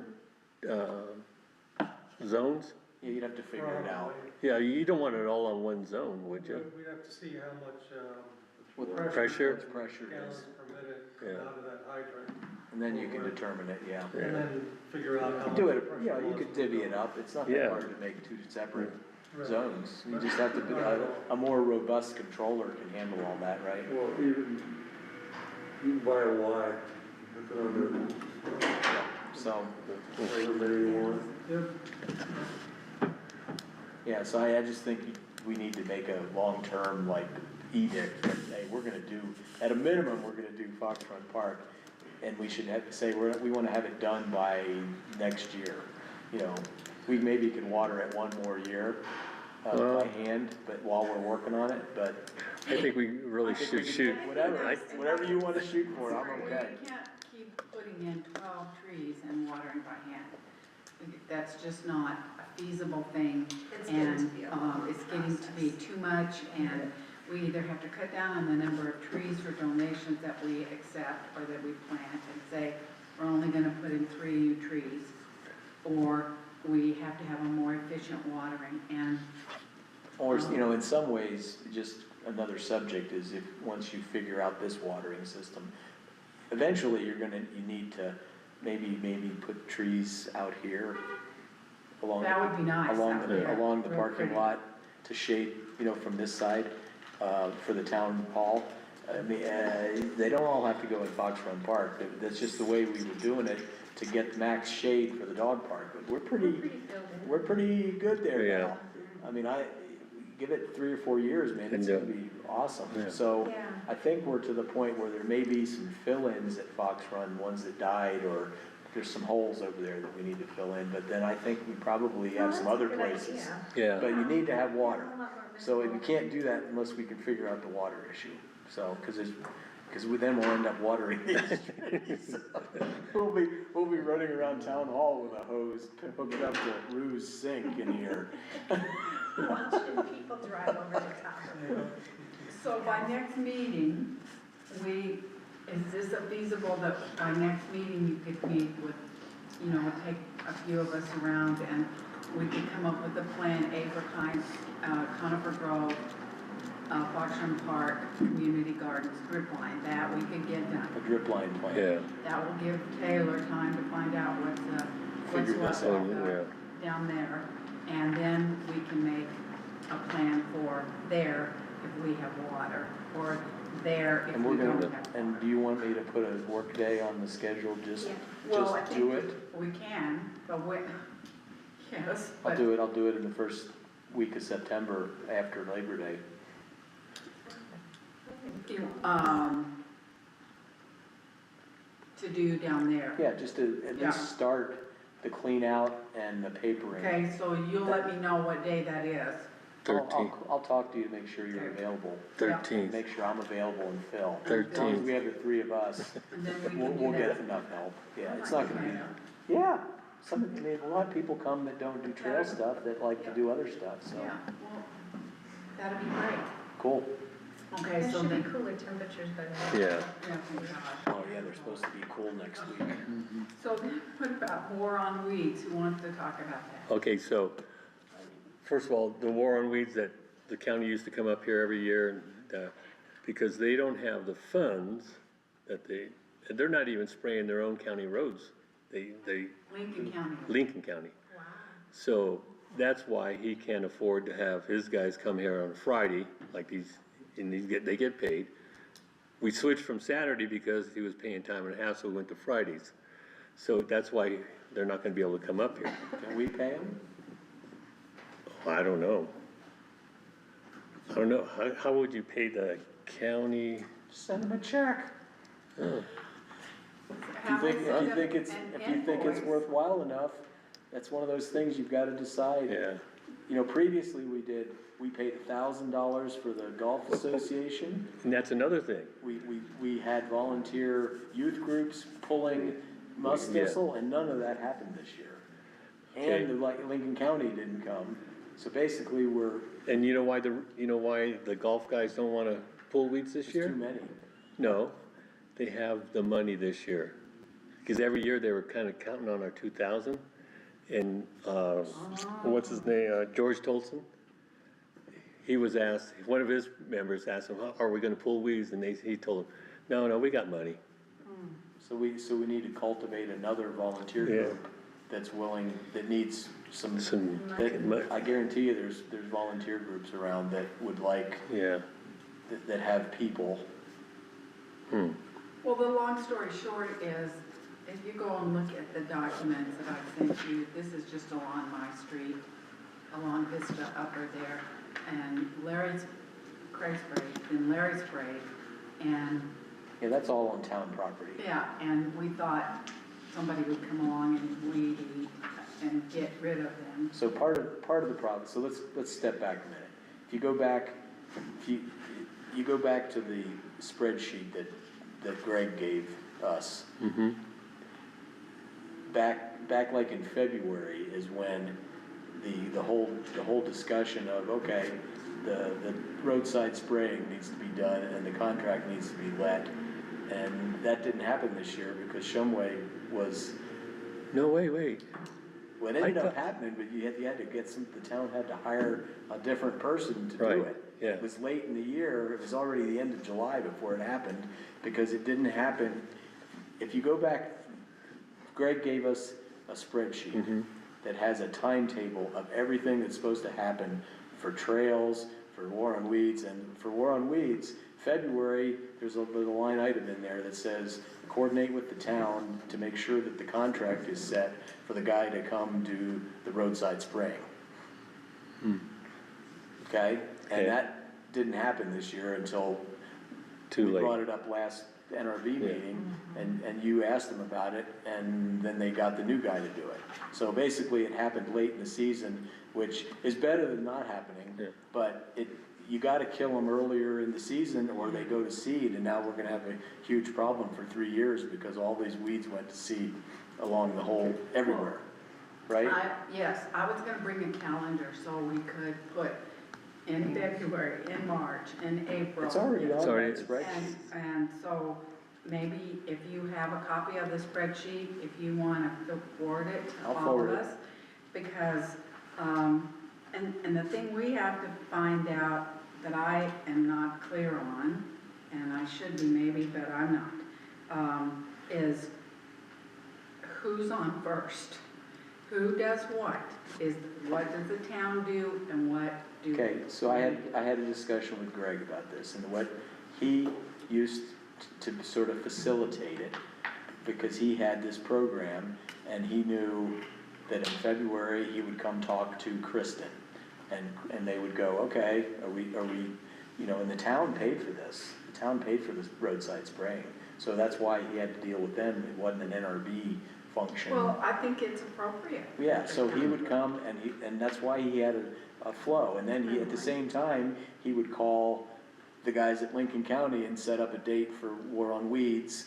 And he would call the golf guys and say, what, you guys gonna pull musk thistle? So basically, whatever we're gonna do, it needs to be done early and it has to be structured. And if we need more help or we need to pay more money to pay somebody to do it, then we need to do it. And then the last thing is we need to, and which we're already doing, which is we're getting Jim involved Oh, yeah. with citing people. In fact, I sent him out today or yesterday, 2 lots that are just horrendous. One of them's across the street from you. It's got like probably 1,000 musk thistle on it. And then there's another lot over here on Hardman that's got like 500 spotted knapweeds right near Last Chance. Well, see, I was sprayed last chance. I know, but it's not where you spray. Oh, okay.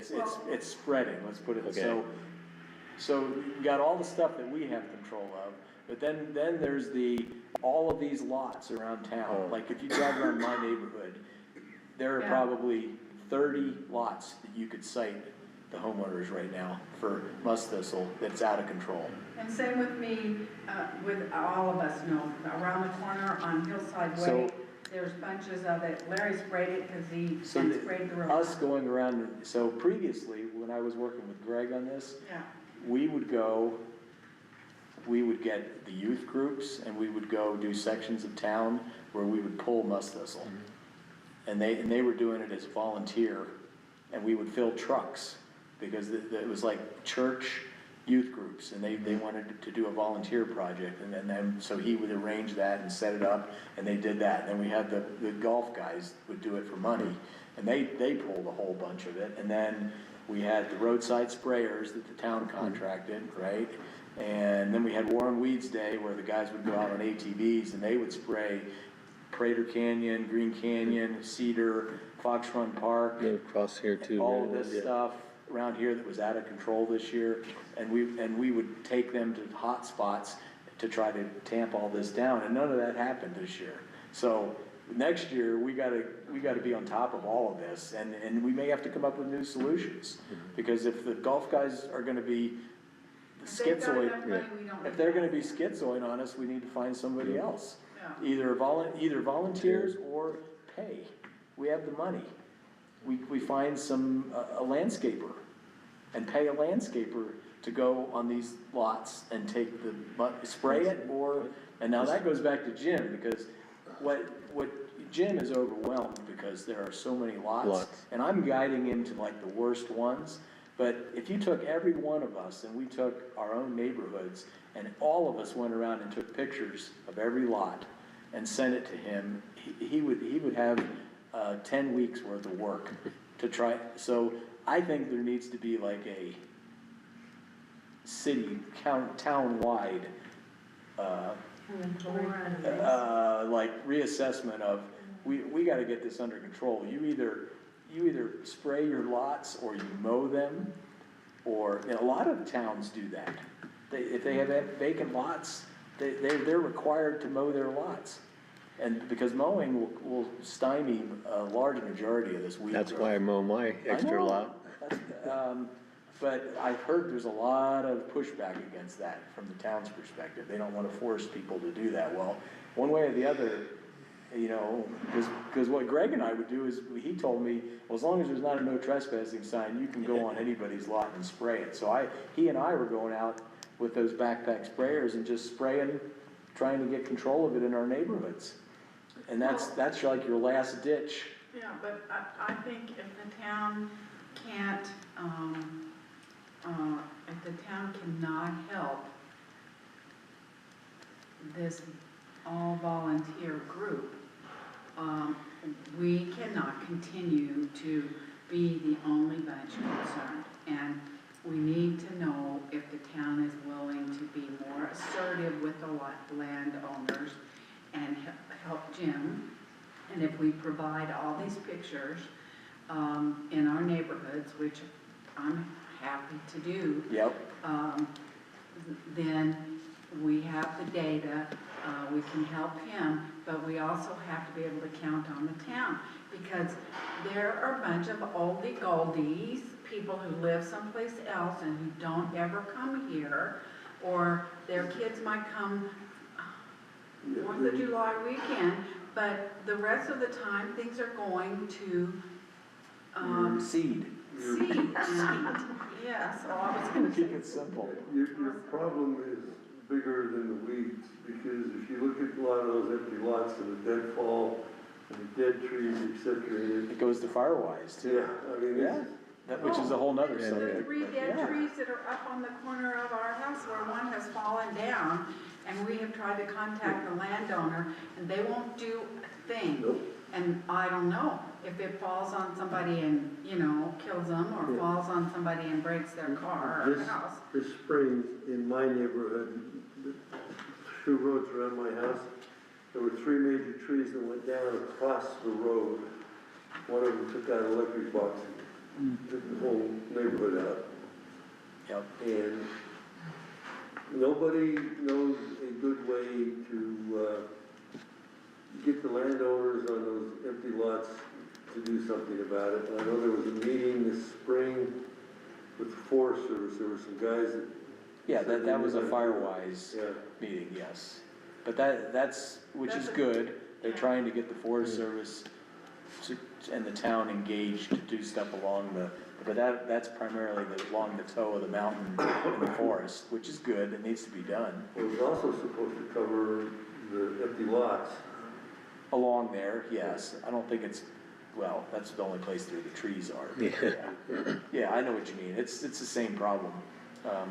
Victor, do we have public comment, somebody who wants to weigh in on something? I do, and Go. I have somebody coming to my house at 4 o'clock, so. Okay, go ahead, I'll Suzie. be fast. Tell us your name for the record. Oh, Susie Johansson. One and 2 S's in the nose. So, it's on the weeds and the thistles and things, and 4 or 5, 6 weeks ago or so, I started sending pictures to Rue and showing the thistles, you know, just in my walking from my house to here all the time. There's been one that I've seen that has been taken care of, and that's in the for sale lot here, just off of the Oh, okay. 6th tee box. And in about 3 days, those were down. None of the rest of it's been touched. And the house that's on that corner, isn't that Walnut? That goes around. It's terrible, you look at it every time you come to that intersection. It's It just, makes me, and I turned that one in, you know, weeks ago. And Nothing's changed. nobody did anything about it evidently. And now the little fuzzies are getting ready to Oh, yeah, fly it's gonna be all over everywhere. the place. And all the way around the house is a mess. Speaking of atrocious, around the firehouse, and I didn't see because I used a different driveway today, so I didn't see that maybe it's been cleaned around here. But this place looked like a dump, it looks like it's a slum, it is not attractive, it's not a welcome to the town with all the weeds and the rocks all over the sidewalk, and that's a safety hazard. Because those little rocks can cause you to turn your ankle, and you've got a broken ankle, and your ankle is ruined for the rest of your life. I've seen it happen to 2 friends, just for starters. yeah. So when the little bit of mowing has been done along here by that little boy, whoever he was, somebody needs to give him a broom and keep these sidewalks cleaned off too, because that's a hazard. And all along here, your little wall to hold your rolly rocks isn't keeping them up, and then you've got the kids that come and ride their bikes and drag the rocks down on the, Yeah, there were 3 here when I got here. they've been here many days that I've been Yeah. here. So I see that as a real safety hazard and an eyesore.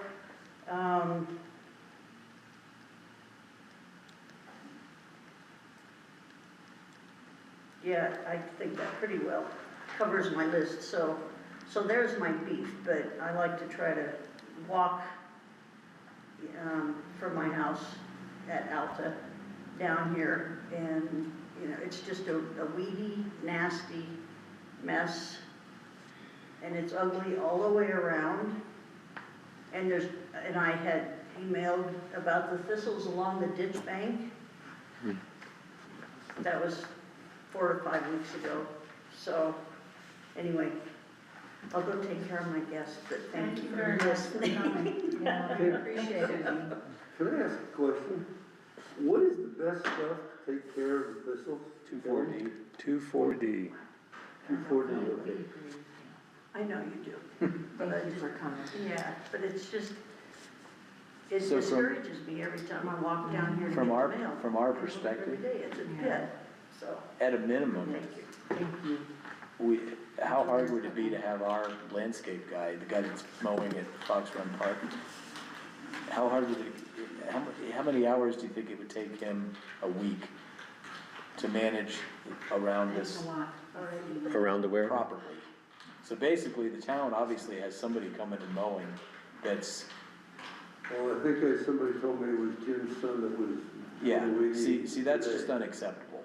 You need somebody that's accountable, Yeah. that you can teach, Their business. that you can tell them it's their Consistent business, that and they're reliability. they're cleaning the sidewalks, shouldn't be a single weed around this place all Yeah. summer. And Because we you're- should not you're- have to. You're trying to tell the citizens that you've gotta clean the weeds off your Right. lots and your houses, and And the town hall looks like a Looks like a total dump. dump.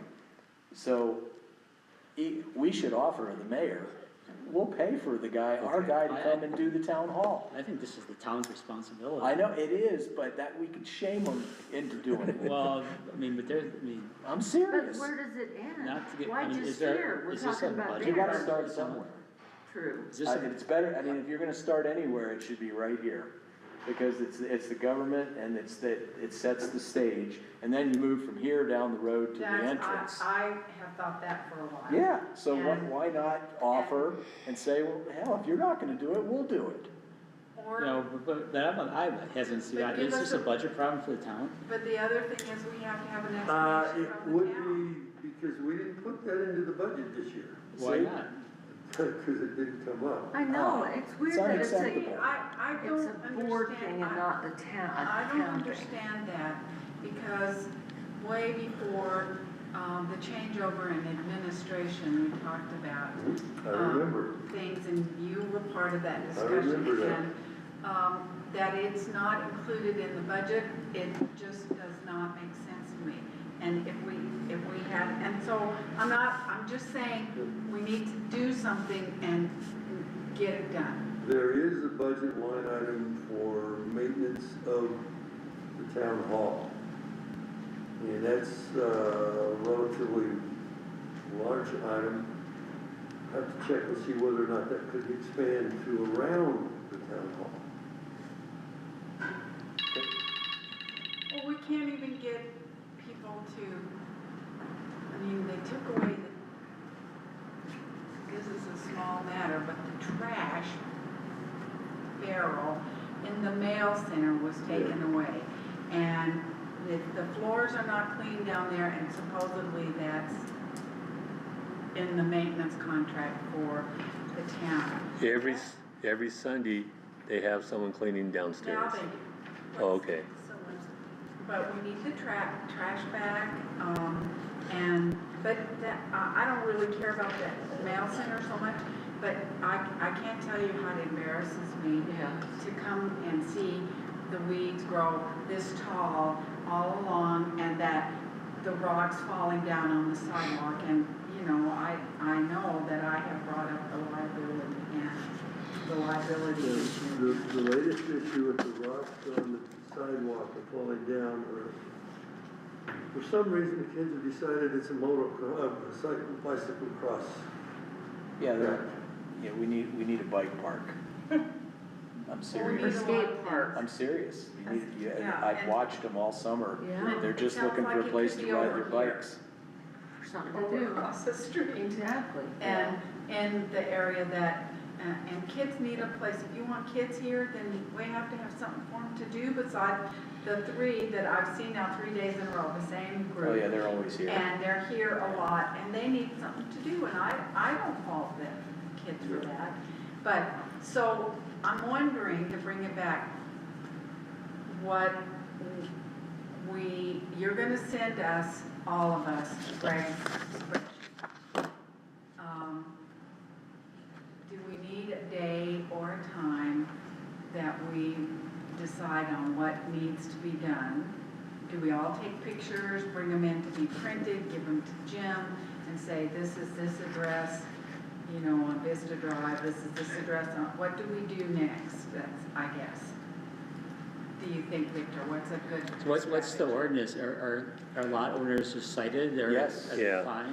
We determined that at the last NRV meeting, he went back and looked, and yes, he can cite them. Yeah, and maybe we need to increase the fine. Well, what if they don't do anything about it? Then you, I don't remember if it said, I think the town has in the ordinance that the town takes care of it and sends them a bill.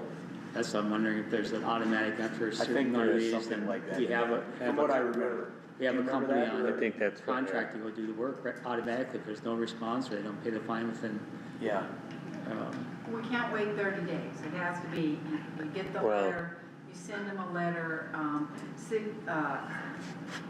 signature required, so you know it's gotten, and then we say you have 10 days to I fix think it. that you basically just need to make a concerted, robust effort to reinforce that whole idea that we're not gonna stand for all these lots to be just weed havens, and they're gonna be 5 times worse next year because we got them out of control that this year. had- Is there anything in the HOA that says They're useless. people have to be, They're useless, No. because they can't enforce anything because they don't have any money and they won't do it.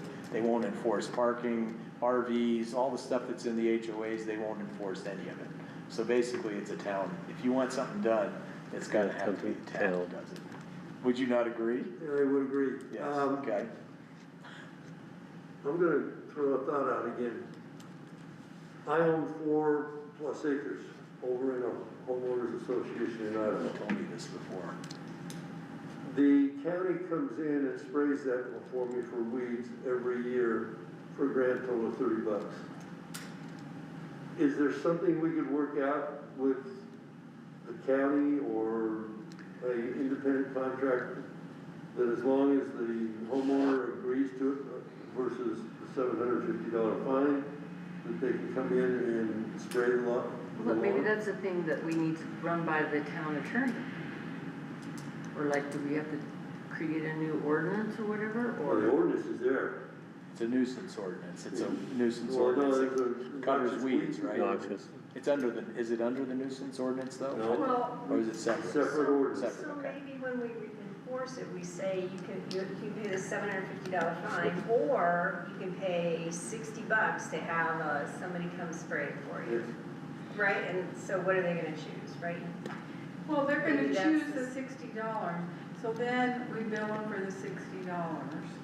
And then they don't pay. They don't pay the Then we $60. put lien against their property. Yeah. Is that in the ordinance? Yes, that is.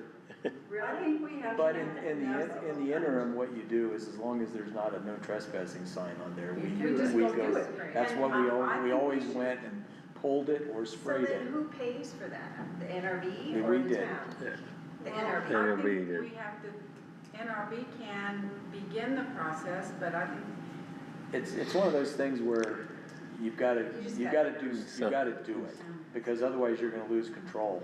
Right. And, it's Like sort of like downstairs. the spotted knapweed stuff, that Yeah. stuff's nasty, and we got pretty good control. And I sprayed the one down here too. How bad was The when you last- did, what's it, that road, what's the, Last Last Chance? Last Chance, It was, compared a to lot- last year, it was less. It was how less, much less? maybe half, 50%. Okay, so we made progress. Yeah, yeah, So, and that's what we thought, it was gonna probably be a 3-year. Yeah. Because it was really gonna be out of Yeah. control if you hadn't done it last year. Because he and Larry did it last year. Yeah. And it was on the border of holy crap. One lady had an entire yard full of it.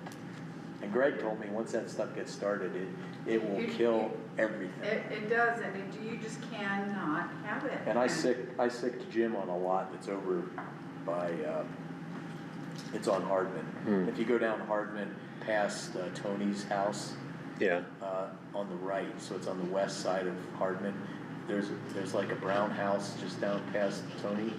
It's the next lot towards Fox Run Park. Yeah, And it's I know got, which one you're it's got a plot of spotted knapweed in it that's probably 15 by 15 yards wide, that looks like somebody's growing raspberry crops of it's an empty lot? empty lot. Well, we could take a picture of it. and go No, in I've the already spring. sicked Jim on them, Yeah, so. and so should we all go around and take pictures of where we need? It can't hurt. No, Yeah. so that's a good thing. And I think, everybody. I think it would be good if everybody took their neighborhood I'll take and drive mine. around, and then the only hard part is you gotta go up to that sign up there and try to figure out specifically what plat and what lot it is. Yeah. Well, text me where you think it is and I can figure it out from the GIS. Yeah, or, yeah, that would work too. Yeah. But that's what I did with Jim, is he and I stood and I said, well, you Yeah. know, and I said, it's this lot right here. It's, you know, cause I knew exactly which lot it was, but some of them you don't know, cause they're blended. Anything helps. And I didn't know that you know, the county was, because if you notice, Clark Lane is a disaster. Yeah, And that's because the county didn't spray. they didn't spray. They don't have the funds. Are they gonna spray? They don't have the funds. Is that what they said? Yeah.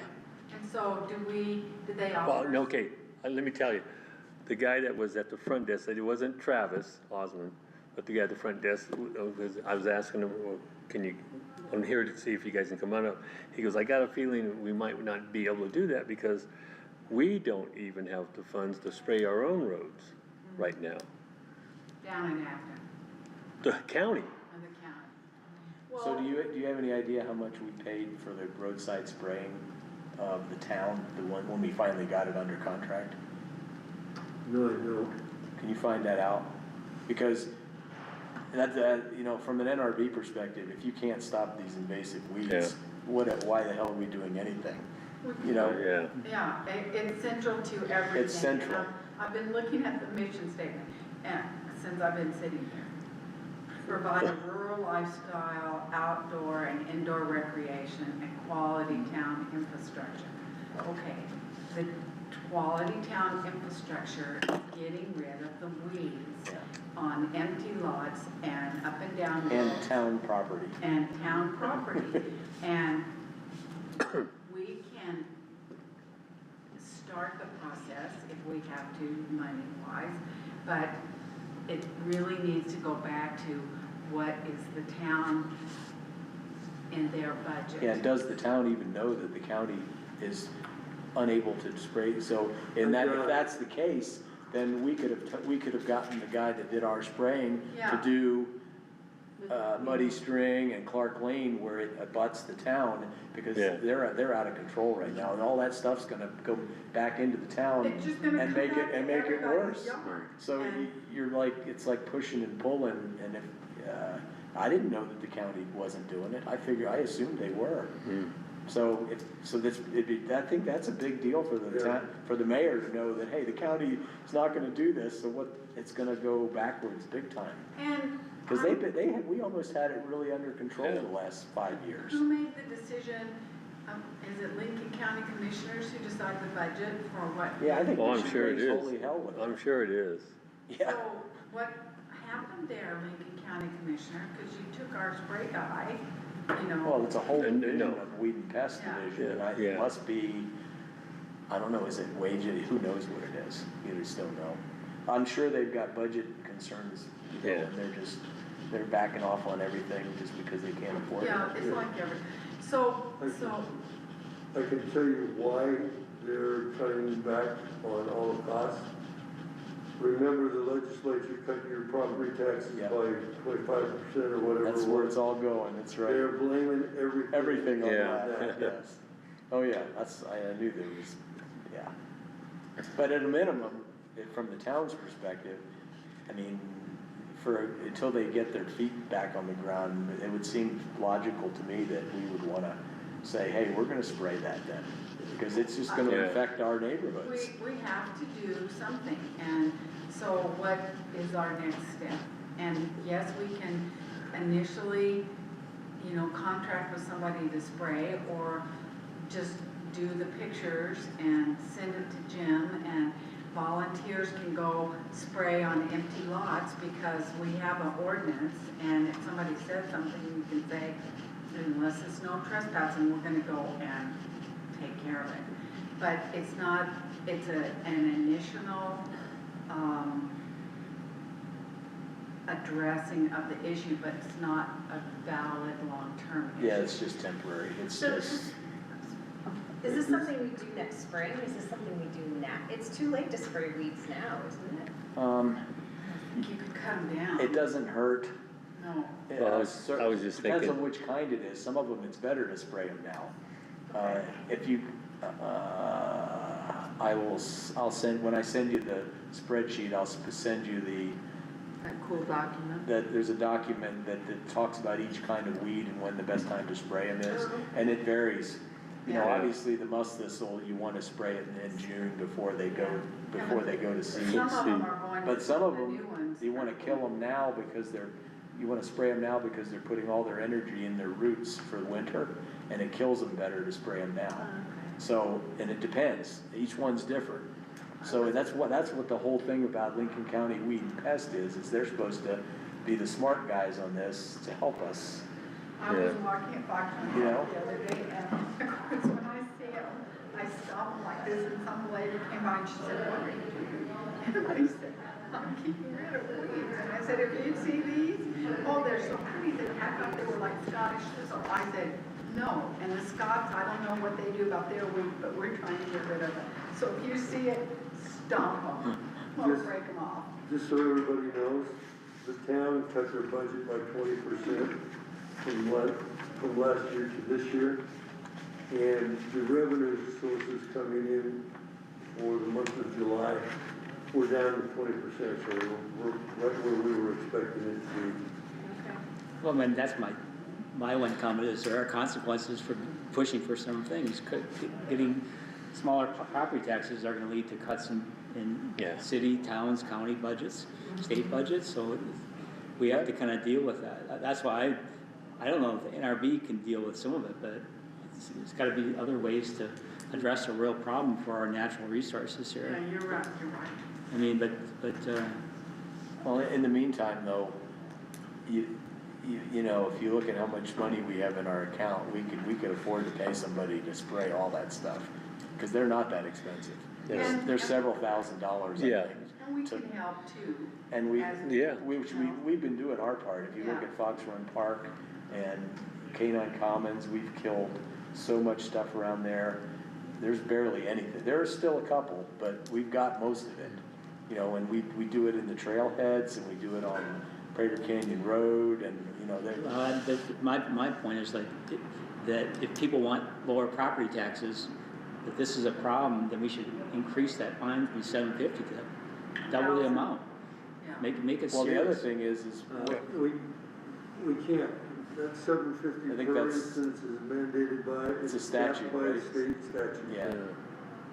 What you can do, you know, what you can do is, I have a question, is can you redirect all the fine money to help fund this, what we're talking about? Why should that money go into the town's general fund? I'm not sure it does go into the. Where does it town go? fund. I'm not sure at this point, because we have never Probably has You've enough. never had anybody had, fined? can I turn this off? Yeah, We have a new judge, yeah, and we are seeing some significant changes in behavior due to the new judge. Is that ambiguous enough to let me get off the hook? yeah. I Have guess. you ever seen anybody fined for the invasive weeds? Not yet. See, that's a problem. Yeah. So there is the problem. However, I can tell you that nobody has been cited for invasive weeds until the last month. We gotta start somewhere. But they have been contacted and fixed the problem, like the lot across from my Yeah. house Yeah. had 5,000 musk thistle, and the owner of the lot had it sprayed, and it totally eliminated the problem. which is fabulous. Yeah. So it does work, but you've got, and I think the problem is we're letting it's. Well, and education too, I mean, Well, see, that was the reason for my question. I bought this brand new weed thing that you're supposed, it's pet friendly and tried it out in Yeah. the yard. Oh, yeah. Forget that junk. No. So then I went out and bought, Roundup, concentrated Roundup, mixed it all up, and went out and sprayed my yard again. I'm not nailing the thistles. Yeah, this'll, Thistle is 2,4-D. it needs to be 2,4-D. Yeah. And a lot of people combine the two. But I'll give you an example. Greg told me, when I was asking him about the spotted knapweed, he told me, it was either that or I can't remember. It was either spotted knapweed or the one with yellow, something. I can't remember the name of it. There's so many of them. But he told me that the only thing that really works, I know, we have an outbreak of it in the southwest corner of Fox Run Park. Leafy spurge. Leafy spurge. Yeah, Oh, it's the- terrible. He told me that the only thing that's technically gonna work on that, you have to have a license to apply. We can't do it. He said you have to get the Lincoln County guys. Yeah. Somebody has to be licensed to spray whatever the formula is that does leafy spurge. Well, the thing about leafy spurge is in North Dakota, it's a noxious weed, it's all about agriculture, and it's bred by birds who eat the seeds and then they poop it out. And so you're right, and Larry used to be a certified applier, but you have to get after it, and Yeah. and they bind landowners Yes. big money because you've got, a section of land that's got 20 acres of spotted spurge on it. That's down revenue for whoever the grower is. So It's gotta go. I was hopeful that we were gonna have Lincoln County guys come because they would have been able to do Well, that. they would have been able to do And, it. but that didn't happen. I mean, so- that might have been a loss the many losses when Greg moved out is that he used to be on He was on their board. their board. So maybe that's a goal for the next year or so, is get somebody from the muster to sit on the board, because then we were right in contact with them. Cause then you know what's going on. What's going on, you get resources. Because they are vested in trying to shut this stuff down. Right. And if they're, I don't know, if they're losing their budget, I guess they just don't have the man hours or whatever, so, yeah. So what's the consensus is start, Taking pictures. well, Pictures, let the mayor know there's an issue with Lincoln County and our weeds. And I think the town should pressure them she should go to the Lincoln County Commissioners and say it's unacceptable.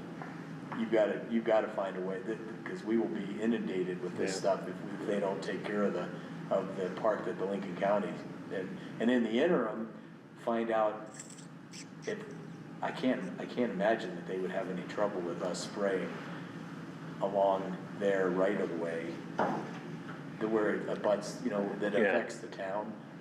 And then we just have to have in our contract next year that if the county's not gonna do it, we should do Muddy String and Clark where it abuts against the town. well, we need the spreadsheet.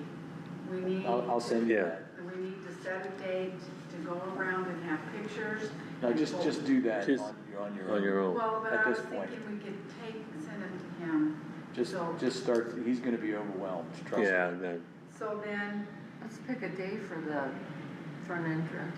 It's gonna be the first week in yeah, September. after and you'll Labor send Day. out the date on that. It'll be Thursday, Friday, or Saturday of that, right after Labor Day. Okay. But our strategy while we're waiting to help Jim out is, are we gonna go on people's property and spray ourselves? You're at the point now with the, must thistle where it needs to be pulled and taken to a dumpster so that the seeds don't spread.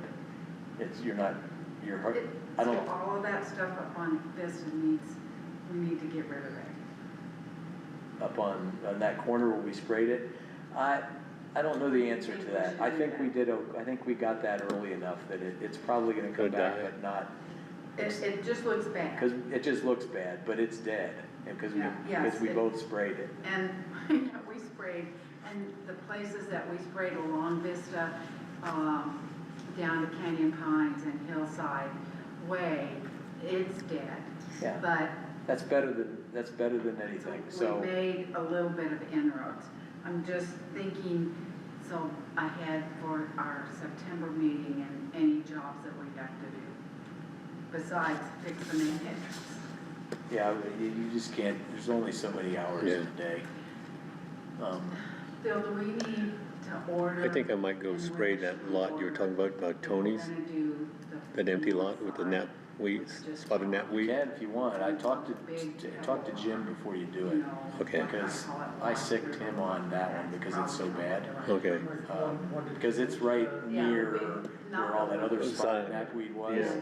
So where do we? Wyatt would be in a, why would it be over there? Wyatt would be in a square, it's really strange. Huh. It's almost like somebody was trying to grow it there. Let me check with Ben. Okay, I okay. mean, the guys that drop stuff off for us, Okay, they were there. because I went to Kearsley and they don't have it, they have Yeah. mulch and stuff, but, I think, yeah, I think the guys down the road from Kearsley okay. is where we So got. I think, we've done what we can do for our areas, and then everybody just be aware, and if you've got lots that are bad, pictures, lot number to Jim, and it'll maybe start the process for next year of him knowing, because he said he wants to help. Yeah, Because he came to me and he asked me about it, and then he'll ride around town with you and point it out too, but I mean, it's like, okay, there's really no need, it's almost every lot out there in my neighborhood has got must thistle on it. the other thing is we need to do our timeline for fiscal year 2026 with your It's all on that, document it's all on that on spreadsheet. that, so Yeah. as long as we, I'll send everybody a copy of it again. And I'll send you the thing about the different weeds and what the best time to spray them is. Oh my gosh. and when you're ready to paint the bridges, go down, Larry and I can do that, and we can put the handles on the, There's a wildfire, oh no. Where? Green River Lakes. Evacuate immediately. On the toilet, we can do that. Thank you. Is this the right one? That's the old one. That's the old one. Let me get it, read it, printed it, it's everything.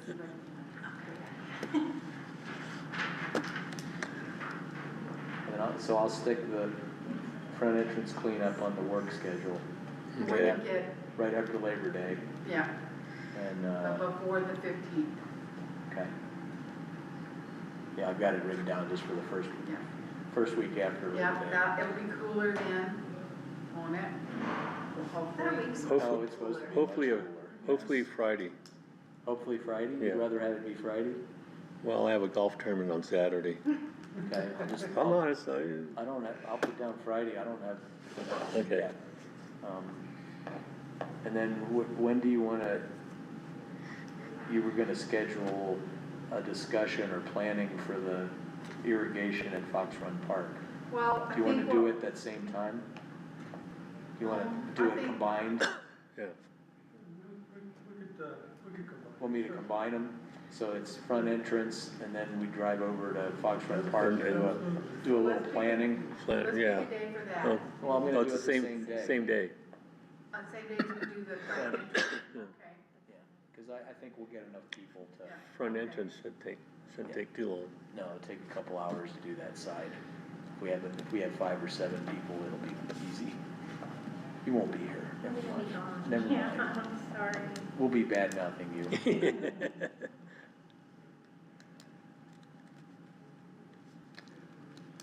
Okay, anything else? I got, there was one other item. In October, Rue emailed me, she was asking if we can move our meeting from the 14th, no, 16th. from the 16th to the 14th, because the town's having a town leadership meeting, 1 o'clock here on that Thursday. And she was hoping myself and maybe a couple people would join in on that. So, that's in October. I think that's Yeah, so then, our next meeting, September 18th, third Thursday of the month, 2 o'clock here.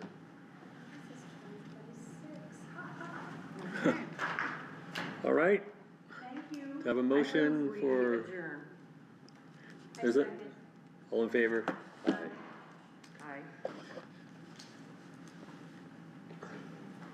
I wanna talk to Rue about the town weeds in this around the building. Yeah, Yeah, I think. maybe I'll ask like, our lands, If we have a quality guy, he's very good, I mean. he's good. He's good because when we walked with him,